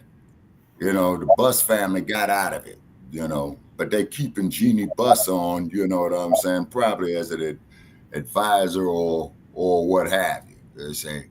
So basketball, man, you know what I'm saying? You know, they should be winding down to the championship now. Yeah, championship, the Pacers forced to Game 7. Okay, and who are they playing? The Thunder. New York, right? No. Oh, yeah, Oklahoma Thunder, yeah. Well, and then keep in mind is that some of these Native American nations, they try to make slaves out of us as well, too. Shabaka, that's what I was alluding to. So the 5 civil, that's why I brought up the Spare the Indian, Save the Man, Spare the Indian. That's what that was about. So the 5. Okay, now tell me this. No, let me answer. Shabaka, stop asking me questions. Let me explain this. Look, the 5 civilized tribes, those were supposed to be the Indians that were willing contributors or really collaborators with the colonists. So those were ones that willingly agreed to work with the savage. So whoever they was warring with, those captors, they sold into slavery. And then they reclassified them as black, Negro, and colored. So they benefit from any of the rewards after the Civil War. There was many Indians that signed treaties with our Okay, people. now riddle me this. I honor those treaties, like the 18th. Hold on, Shabaka, I'm not done. Dr. Claude Anderson speaks a lot about this. The 1866 treaty, the 5 civilized tribes, they once Civil War was over and they had the Trail of Tears, they had many of those tribes received lots of land in Oklahoma, states like Oklahoma, Kansas, Nebraska, shit, even Colorado, right? These are territories at the time, but they still received this land, and they set these reses up on the land, and they got these benefits that were supposed to go to freedmen, that was supposed to go to American freedmen that they had previously enslaved, because a lot of those native tribes, they started with the Confederacy. So started with the Confederacy. My. Especially those 5 civilized tribes. Then you had the Black Seminole, who was whooping ass down in Florida. Okay, riddle me this here, crew. How come Native American women don't have no curvature like black women do? First of all, Shabaka, you've only seen one type of Native American woman. So there's different types. That's what I'm saying. Like there's different types of Indians or Native Americans, Aboriginals. They don't all look the same. So the ones back east, they don't have that S curve, that C curve. They'll have the C curve. Yeah, they'll have the C curve. The ones, all of them that I saw, man, you know, just like with these Latinos, man, they I call them washboards, straight down. Did you see any natives when you were down south? When you were in the south, did you see any native people? No, all I saw was colored folk. You know what I'm saying? Colored folk, weeping willow trees. I saw a couple of storks. You know what I'm saying? Oh, you got I saw some storks. What kind of colored folks did you see down there? You just said colored folks like the Democrats doing. It's like, huh? What are you talking about? Did you see black Yeah, people? I saw a few colored folks, and I told you I got jacked up by the police down there. You know what I'm saying? Well, I'm a diasporic African crew. I stand on that square. So what had happened was when I got jacked up by the Daytona Beach Police Department, you know, they said that you trespassing, and I showed them my driver's license because they say you get your internal passport, you got to show to them on demand, right? So they said, "Oh, you got a California ID?" I says, "Yeah, well, y'all got better orange juice than we do." So looking at these Caucasians being down there in the South, which I will never go back in there to again, okay? And because even you a while back had challenged me to go to the South, and I went to the South, so I accepted the challenge, and I don't ever want to see that fucking place again. That song's strange fruit kept going through my mind. Or not. That's your ancestral homeland. You have no, that ain't my ancestral homeland. That there's the home of a raping, slave trading pedophile. It is. No, it's not, Shabaka. Because before the rape, yes, it is. Not Shabaka, and this is what's keeping you stagnant. Listen to what I'm about to tell you. That land. Sir, I already heard you, brother Che. No, you already didn't. heard you. We're not gonna rehash this, brother. Let's keep on making progress, man. I stand on my square. No, but it doesn't make any sense, and it's keeping you stagnant. You're in sinking sand. You're in quicksand. Your square that you think you're standing on is sinking. It's not working no more, Shabaka. We got too much research out here now that debunks what you're talking about. Well, like I said, man, you know, I stand by what Lerone Bennett's saying is because this research you guys have got, that's artificial intelligence. Years old. His research okay, right, but bruh, but it's closer to the time, Che, that we went through our history, not this artificial intelligence. 50 Shabaka, we still have books, so it's not artificial intelligence. But you need to update what you're reading. You're reading something from 50 years ago, Shabaka. And it was documented. It was documenting the movement as it unfolded, brother Che. We're in 2025, not 1970. I know the woke theory, the DeSantis theory, the woke theory. No, look at all the DeSantis took off the shelves, man, in Florida. This is not about the panties, though, Shabaka. This is about what's keeping you stuck. You asked me, what's the code? I ain't broke the code yet. What's the code for us to blow up and all of that? This is keeping us stagnant. This type of thinking, this limited thinking is keeping us stagnant. The people that occupied that land before a raping, slave, and pedophile even arrived were Black Aboriginal.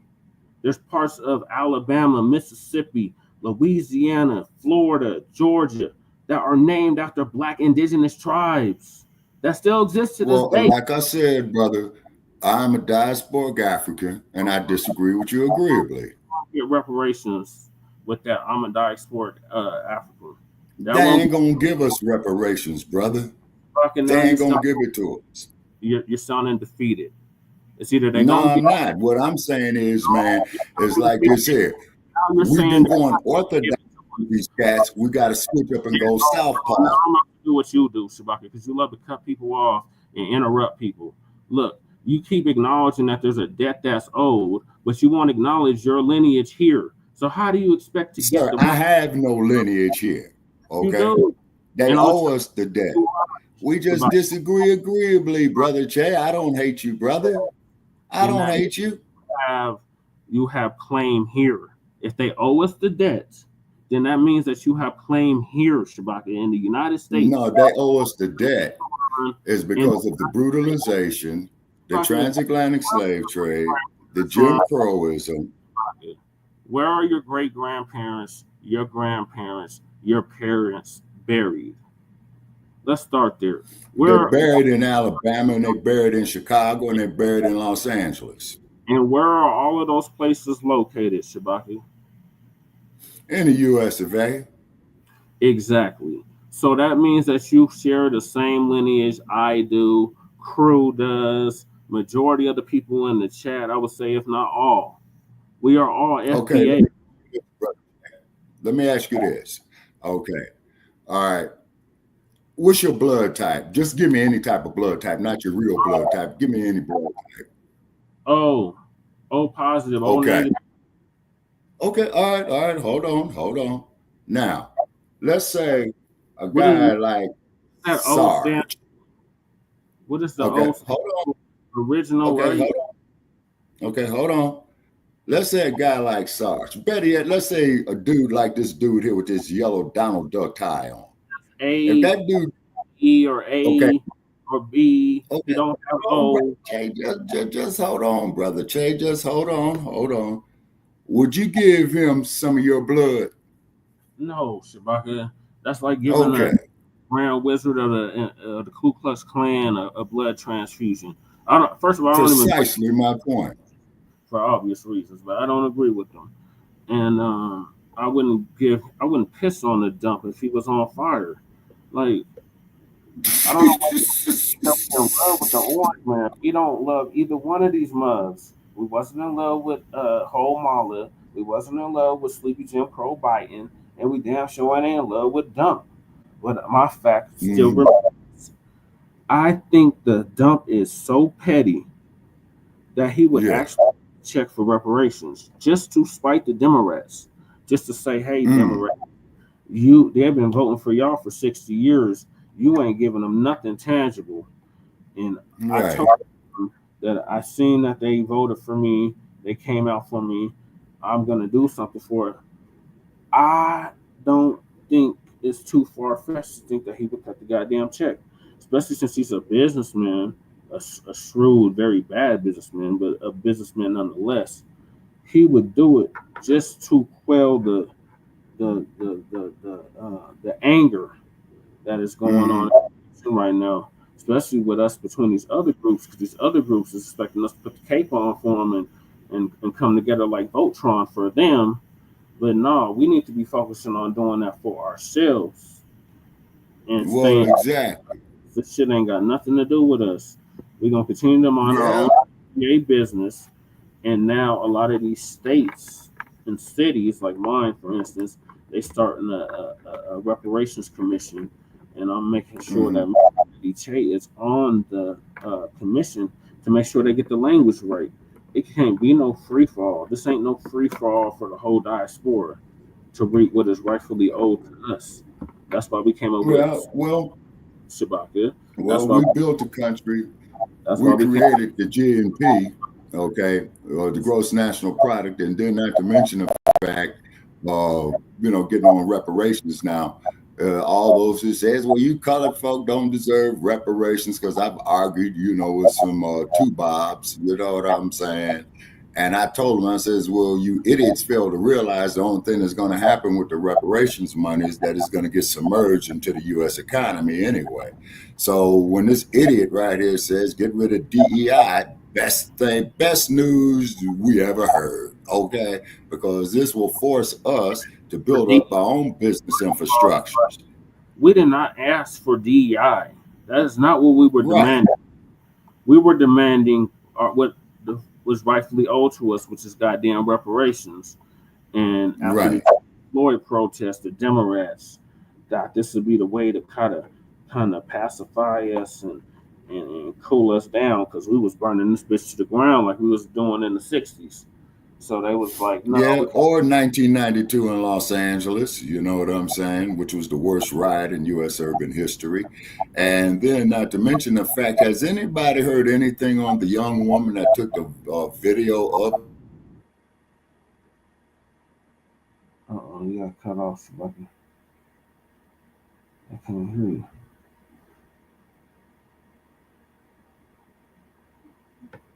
I can't hear you, Shabaka.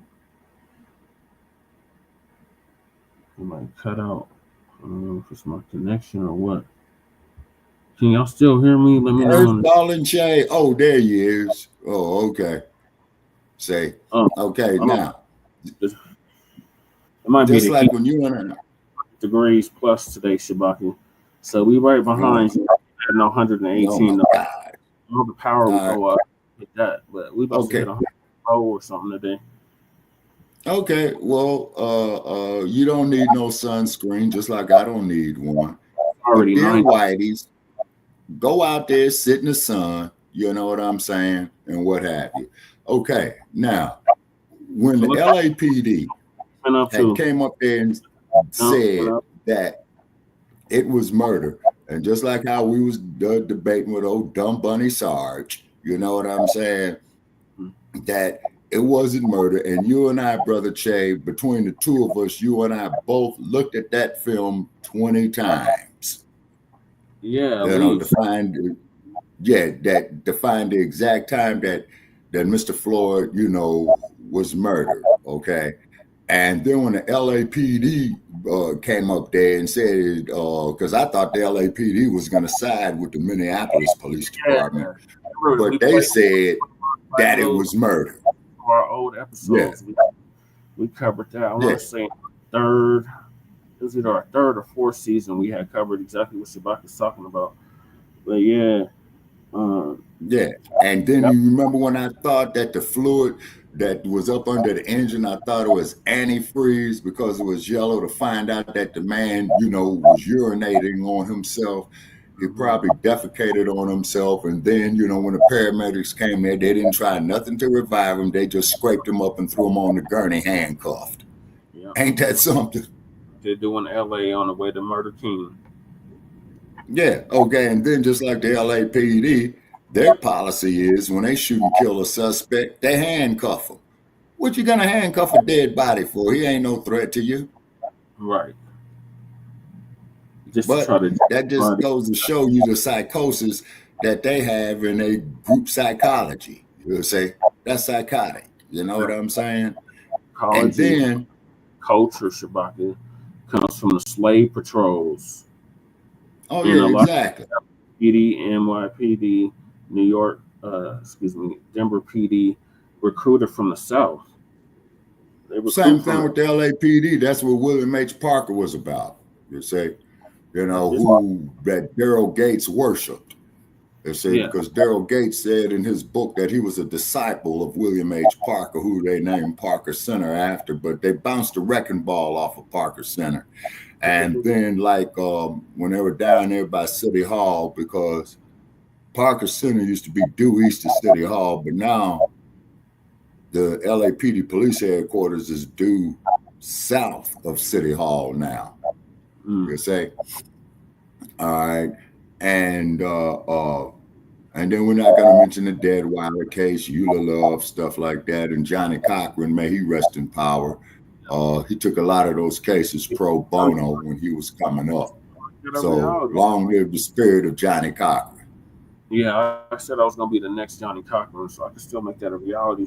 I just got to go back and get my JD degree. Yeah, well, you still have youth on your side, brother. Do it.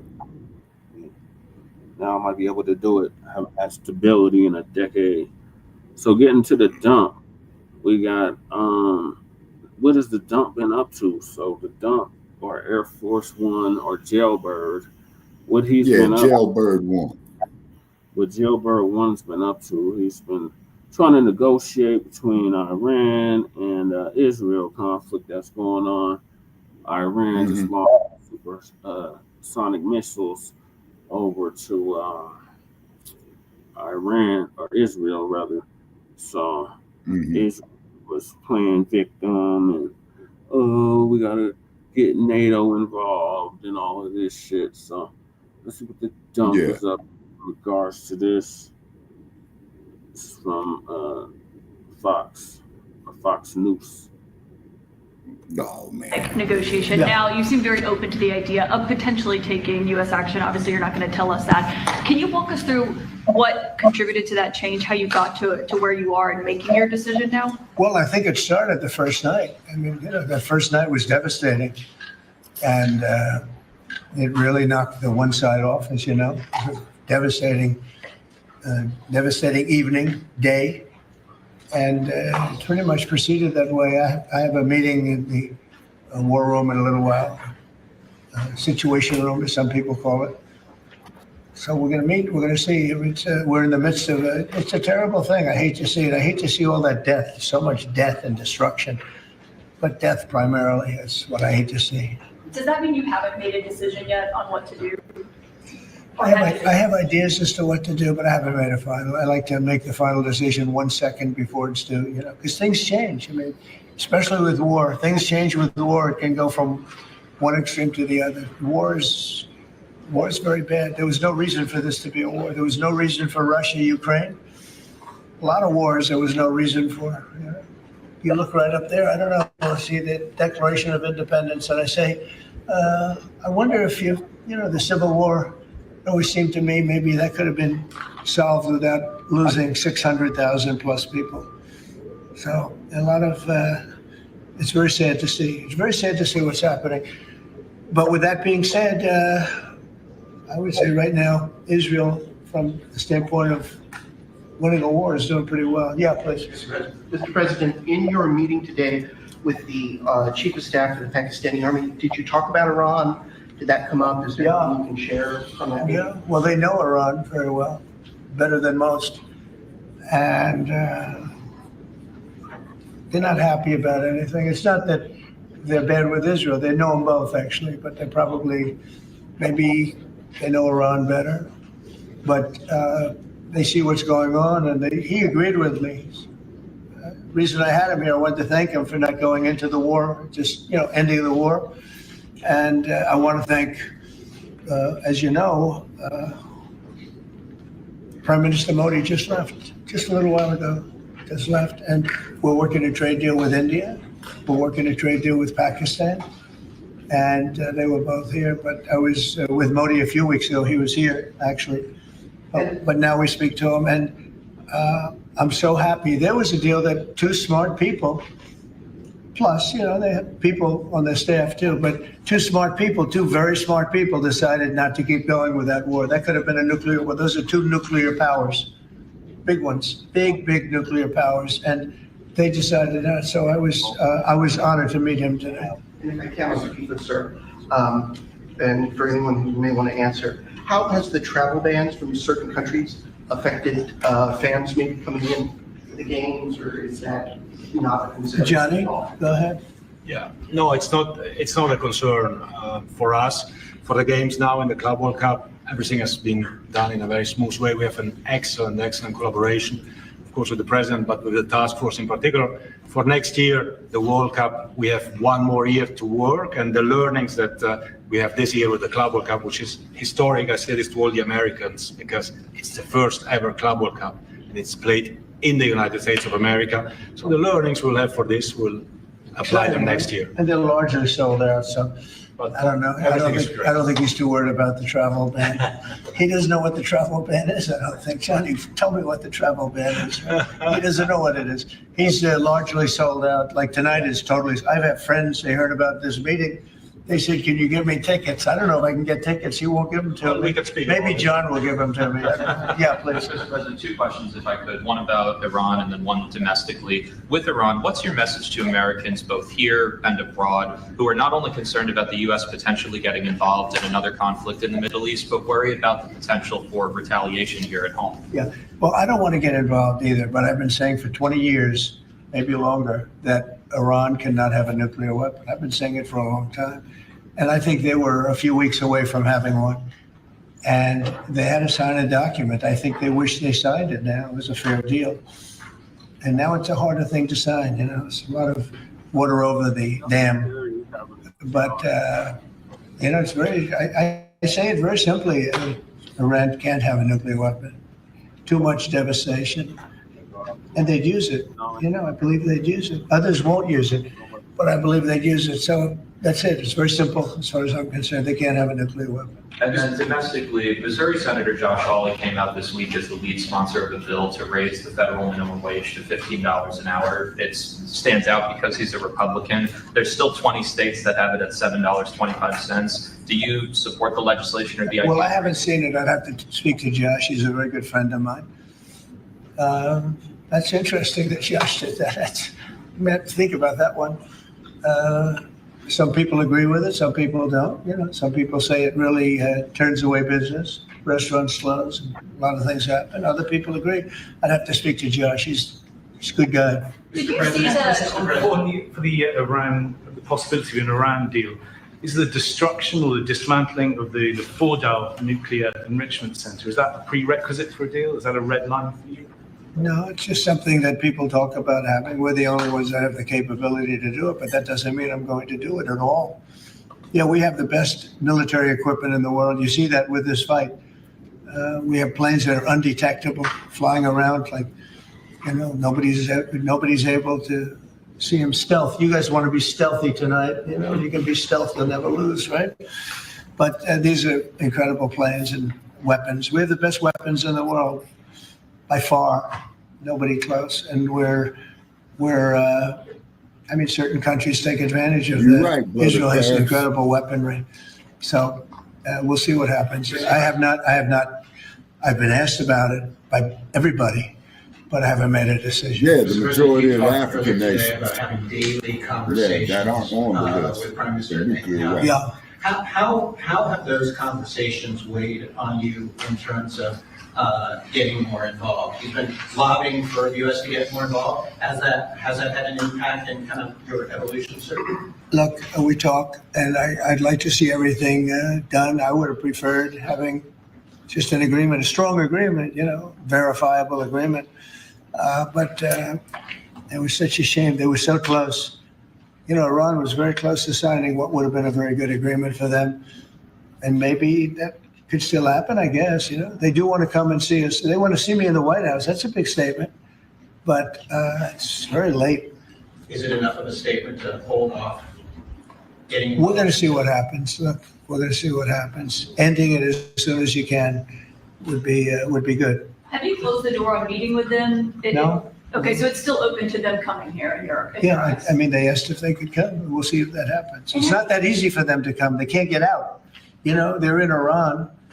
And in one case, the guy wanted to come so badly, but he can't get out because his bomb's dropping all over the place. Have you seen the Tucker Carlson and Senator Ted Cruz interview? It seems like this issue on whether or not the United States should strike is kind of dividing a lot of your supporters. No, my supporters are for me. My supporters are America first. They make America great again. My supporters don't want to see Iran have a nuclear weapon.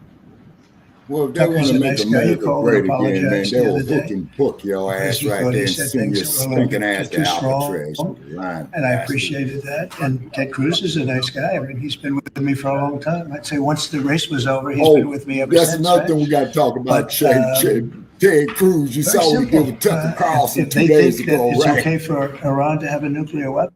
No, remind me. Oh, man, Tucker Carlson and Ted Cruz went at it again, man. I thought Cruz was going to punch Carlson out.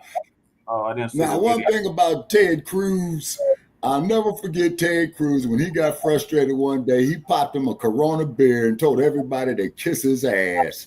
I don't agree with Disneyland, but I respect Disneyland. When he filibustered for 20 hours, man, talking about Disneyland, but the coon Cory Booker, he took the cake with his Yassa Boston, man. Oh my God, Cory Bussy, that's his name. Yeah, he took the cake, man.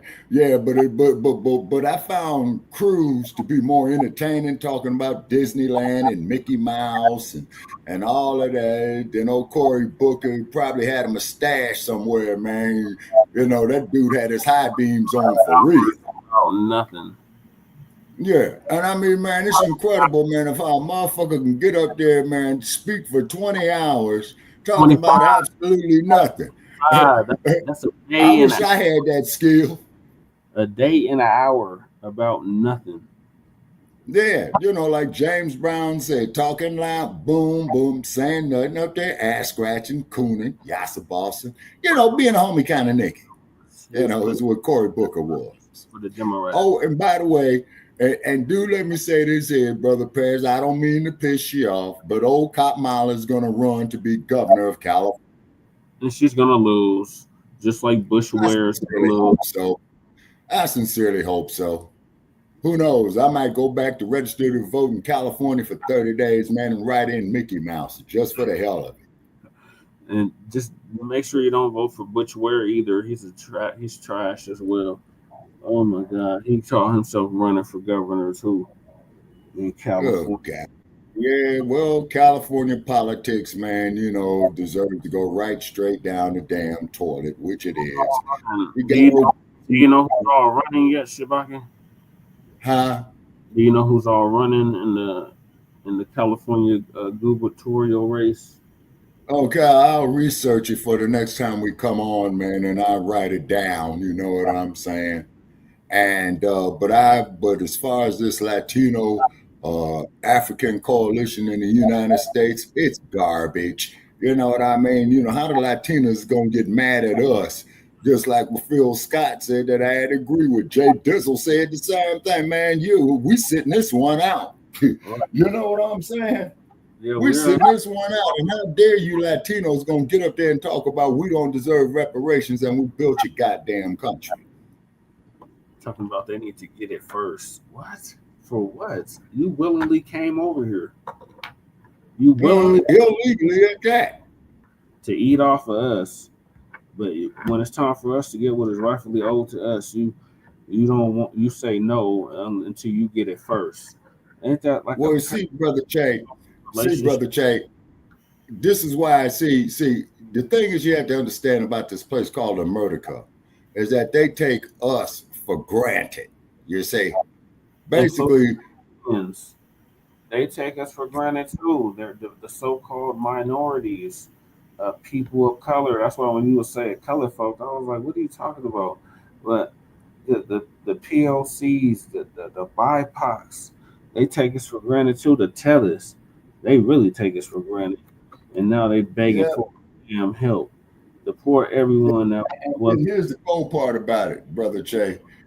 Here's the that crew. You said the poor everyone that wasn't here in 1491.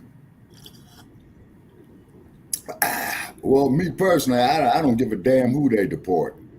That's not our fight. You know what I'm saying? The day of the ass scratcher, the Yassa Boss, the coon is over. You see what I'm saying? Like when you look at a soldier story. Now, what's the brother who played the sergeant, you know, that Denzel kicked off the planet when he sat up there in front of that white boy actor, Wings Hauser, talking about that he hates himself. You know what I'm saying? You know? Yeah, he said. Okay, well, crew, if you wish to identify as such, brother, I won't take that there from you. You know? That's your business, crew, if you wish to identify as that. And crew, why don't you take a trip to Los Angeles, man, and go through South Central, man, and just for the hell of it, why don't you do, say, about 50 miles an hour, man, in a 35-mile-an-hour zone, and be sure to do it in 77th Division of the LAPD. They'll remind you of what you are. Shabaka, every PD reminds you of what you are.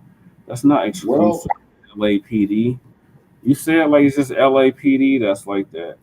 All of them are like that. Yeah, well, it's one big Niji or one big nigga. That's what they all see us as. We don't see like I said, crew. And by the way, crew, when you show them your Illinois driver's license, man, they're going to put you under extra scrutiny. Please do not put a $50 bill with your driver's license, sir. That is a felony in the great state of California. And they would have no problem of marching your ass over there to the Twin Towers, commonly referred to as the Los Angeles County Jail. Why is that? Because they consider that a bribe? They think you're trying to bribe Oh, them? yeah. Oh, yeah. Just like when I was in Chicago, crew, over there on the south side. I get pulled over by the Chicago PD. This clown takes my driver's license, man. And no, they won't, man. They won't. They won't. Yeah, they won't. Yeah, they won't like your guns at all, brother. You know what I'm saying? Not in the least. And if you have it, it better be registered. It better be in the trunk of your car. And your weapon and your ammunition must be separated as per the Mulfer Act of 1968. And they did that to disarm the Black Panthers. Mm-hmm. Yeah, that was the response to the Black Panthers. Yeah, look what they did to Chairman Fred on the west side of Chicago. And why was that, Shabaka? Because we were exercising our rights as citizens. Crew, ain't nobody trying to scare you, brother. Only thing I'm doing, man, if anything, man, is pulling your coat. You see? You know what I'm saying? kind of said this. Chicago is a mob town. They go all the way back to Al Capone. Yeah, it is. They have certain traditions there. After all, it was the home of Al Capone for many years. He said, I'm from the most corrupt city in the nation. I spent years Well, crew, I was born there in Crook County. You know, I was born there in Crook County, crew.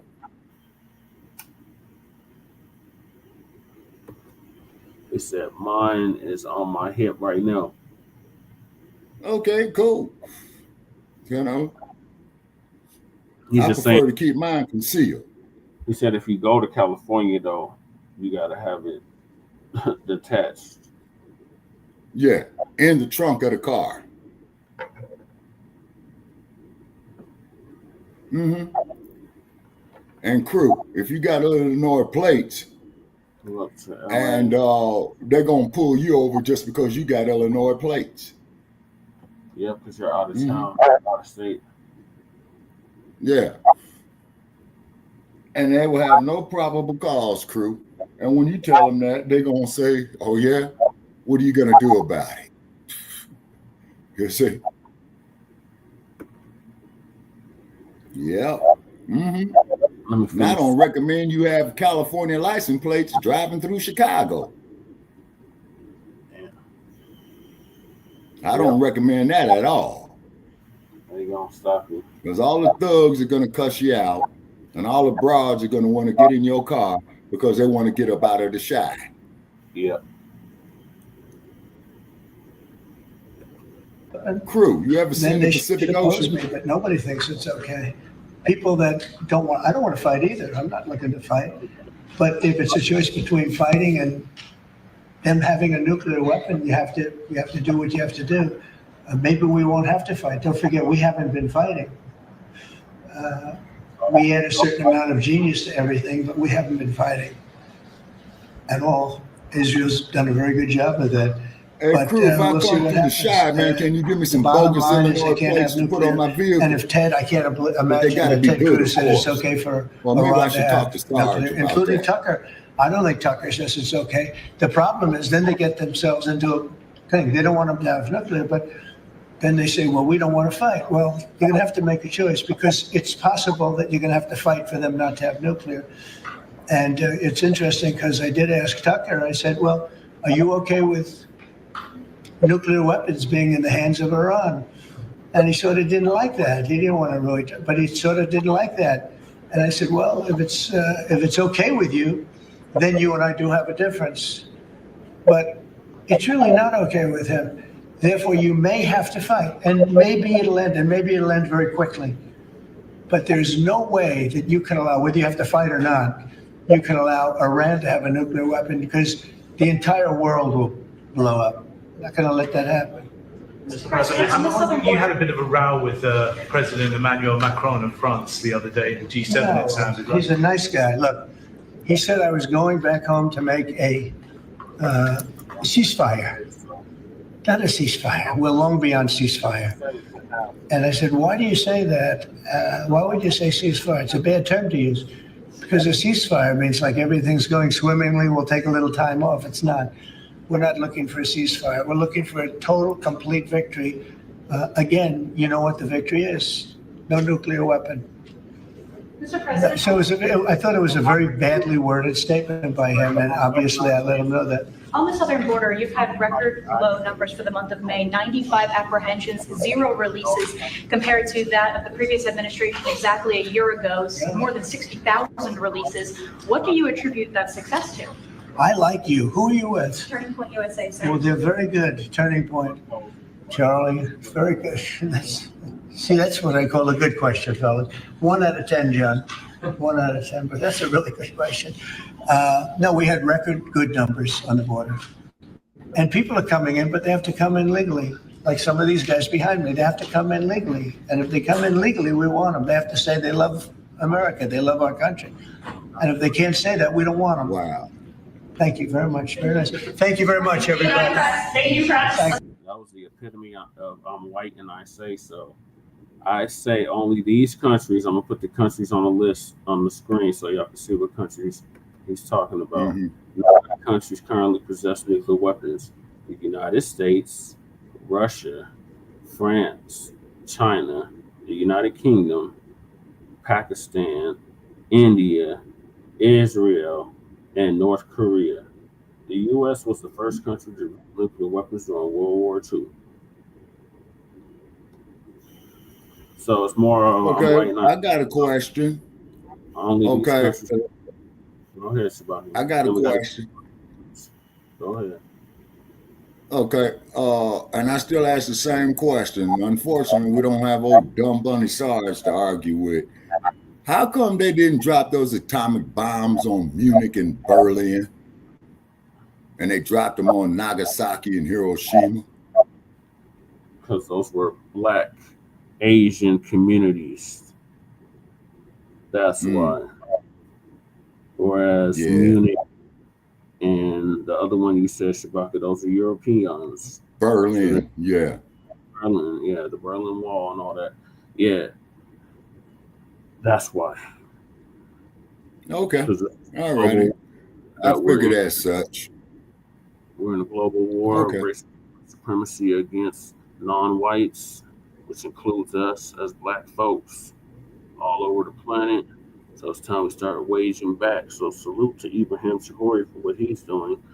I just continue to say, and I stand on this square, he can't be the only one that's doing it. Within the Well, I understand that, Brother Che. The man still has youth on his side. You know, after my demise, you know, he'll probably make it happen. You know, I wish him success, you know, and what have you. And two, reason German prisoners of war could eat with white U.S. soldiers, but Black U.S. soldiers were segregated. Facts, crew. Well, that is a fact, crew. That is a fact. So in other words, is that the U.S., along with the Germans, they still looked at their whiteness, which was their common ground. And then just like the Germans had took the practices of the Jim Crow South and applied it to the Jewish people. Yep. Mm-hmm. Those are facts as well. Okay, so what is your closing statement? We've got to wrap this up. Okay, well, my closing statement is, you know, we must do for self, get our economical strengths together, you know what I'm saying? And definitely, you know, these essays, they're on their own. To quote you, Brother Che, they got to hold their own nuts. We can't do it no more because we got too many in-house issues that we got to deal with. Exactly. All right, thank you, Shabaka, for joining us for your show. Even though you were fashionably late, your wisdom is much appreciated. Your knowledge and expertise on what you lived through. After all, this is your experience, so take with it. Yeah. You know, leave with us useless. So we appreciate y'all tapping in. Join us tomorrow for a brand new episode of the Frontline Black News. I gotta remember what season it is. Season 5, episode 13. Part 1. So we'll stop in the meantime, make sure y'all like and subscribe to all of our platforms. Frontline Black News on YouTube and Facebook. The Revolutionary Agenda on YouTube and Facebook. And Shabaka's Black Experience Enhanced on Facebook and Twitter. So peace, love. And then let me say this here. Please like and subscribe to the Shabaka's Black Experience new page on Facebook. And where you could tell the page, you'll see the picture of City Hall on there. Because you remember the night, man, they tore it down, Brother Chet. So got to start all over again. You know what I'm saying? But perseverance is the key.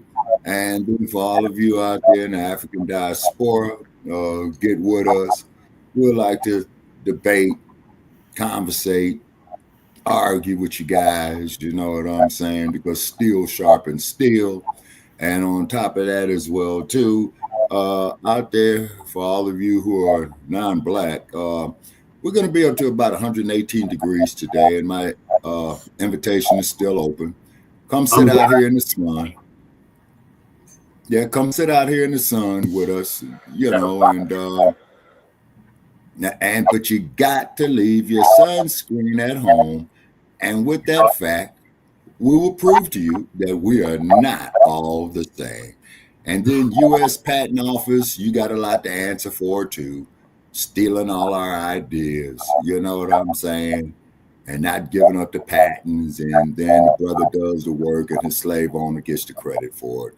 You know, that's what's really sad. You know what I mean? I mean, they owned it when it came to the slave. They owned everything about him: his intellectual property, his body and his soul, his kids. They'll go violate his wife. You know what I'm saying? And then, of course, when old Becky says to the black man, like in a motion picture Mandingo, well, you know, connect the dots, see what that was about. Your Carolyn Bryant's, you know, stuff like that. You Like know, when you go to the military, or when you go to prison or jail, the irony. Yeah. Well, appreciate y'all. Yeah. And like I said, we'll see y'all tomorrow for Frontline Black News. In the meantime, make sure you like and subscribe to all the platforms. Appreciate everybody that tapped in with us. I'm gonna give and then those ponies are going to be starting training camp soon. You know, so all the ponies get injured, and we want to see you ponies lose in the AFC West, lose in the AFC, lose in the whole NFL. I'll be lucky to win 3 games. Y'all ain't got nobody. Y'all, do you even have a quarterback? No, man, we ain't got nobody, man. They fired everybody, man. You know what I'm saying? From the coach, general manager, they did right, you know. So hopefully, you know, we'll see them do something. You know what I'm saying? Nothing. They're gonna flop again. Y'all gonna be the laughing stock of the division again, and we're gonna be in the playoffs, not the Super Bowl. So, man, y'all ain't going to no Super Bowl. Man, y'all gonna be sparring partners for the whole AFC West, man. You know who ain't going to the Super Bowl, and it is who ain't going? The Gators. The Gators. Well, man, like I said, y'all. Well, tell me this: FC West, like you've been for the past 40 plus years. Y'all ain't won a Super Bowl. Let me see. No, not 40 years. Wait a minute. 40 years was 1985. Wait a minute. Yeah, the last time the Raiders, it has been about 40 years. Yeah, actually more than 40 years, you know, the last time Raiders won the Super Bowl. Yeah, it's been a minute. You know what I'm saying? We're in 2020. But at least out here, they got an air-conditioned stadium. And while you ponies are still playing outside in sub-zero cold and what have you. Free heat. They better have an AC stadium. Yeah. So we got an AC for you scrubs. You know what I'm saying? And what have you. You bums are still gonna lose. Oh, and by the way, you do know, man, YouTube tore down all the videos of Beyonce's 50th Super Bowl. You know that, right? Yeah. Have you seen the schedule yet, Shabaka? I think we not yet. Pull the schedule up. The October or November. Y'all are going down both times. And let's see what the schedule is for the Raiders. Go nowhere. No, we don't see what the schedule is for the Broncos.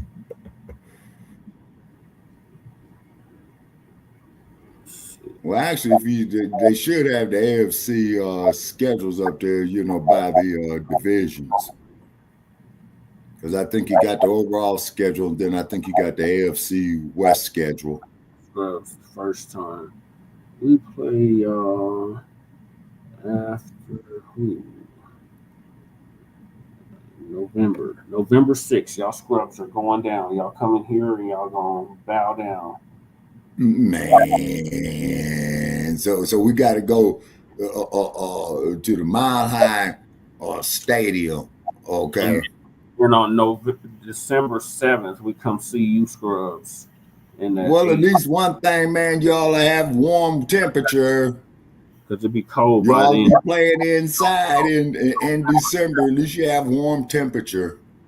Yeah, you better have some heat in that place because it can get cold in Vegas. Oh yeah, it does. It can. Because as you know, the desert goes from one extreme to the other. But up there with them mile-high GMO ponies. No GMO. Nothing GMO. These are stallions. These are top-of-the-line horses. Best horses. Man, GMO ponies is what they is, man. No, GMO, all natural. Organic. Man, GMO ponies. You know what I'm saying? And then let's see. So the NBA season is coming to an end. So I'll argue with that. But I'm very, very glad to see that the Buckets got bumped out. I know we got bumped out after you, though. Y'all got knocked out in the first round. Yeah, well, just as long as they lose, you know what I'm saying? It's great news. How did y'all? They Man, just as long. Yeah, twin. So in the shy. Oh my God. 88% humidity. Oh my God, man. Woo wee. That feels easily. Whoa, twin, you need to check out the desert, man, if you want to get rid of that humidity, man. Make a trip out here. It was the best months to come out here. I said between now and September. Well, you might get fucked up in September. So between now and August. Well, like I said, you know, I've seen it snow on Memorial Day there in Denver, man. That did it for me.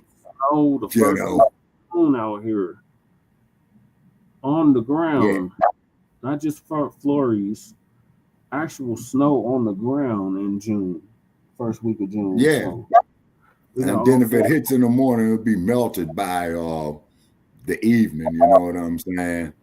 Because what happens is that Colorado that I saw on the Weather Channel, man, is that you guys are at a nexus point between cold air and hot air. Oh, and by the way, too, we got information that there is a hurricane developing off of the west side of Mexico. So California might get hit with another hurricane. It already hit Mexico. It hit between Acapulco and Veracruz. Okay, did it kick back out to the Pacific, or is it still going northbound? It's going northbound. I think it's disintegrated now in the mountains. Oh, okay. All right. Well, that's good news. You know what I'm saying? Last thing, I already been through 4 major earthquakes, blizzards. You know what I'm saying? No, I can't deal with no hurricane. No. And I'll never set foot off in the South again. So for all of y'all that challenged me to go down south, I did it. I'm too old now.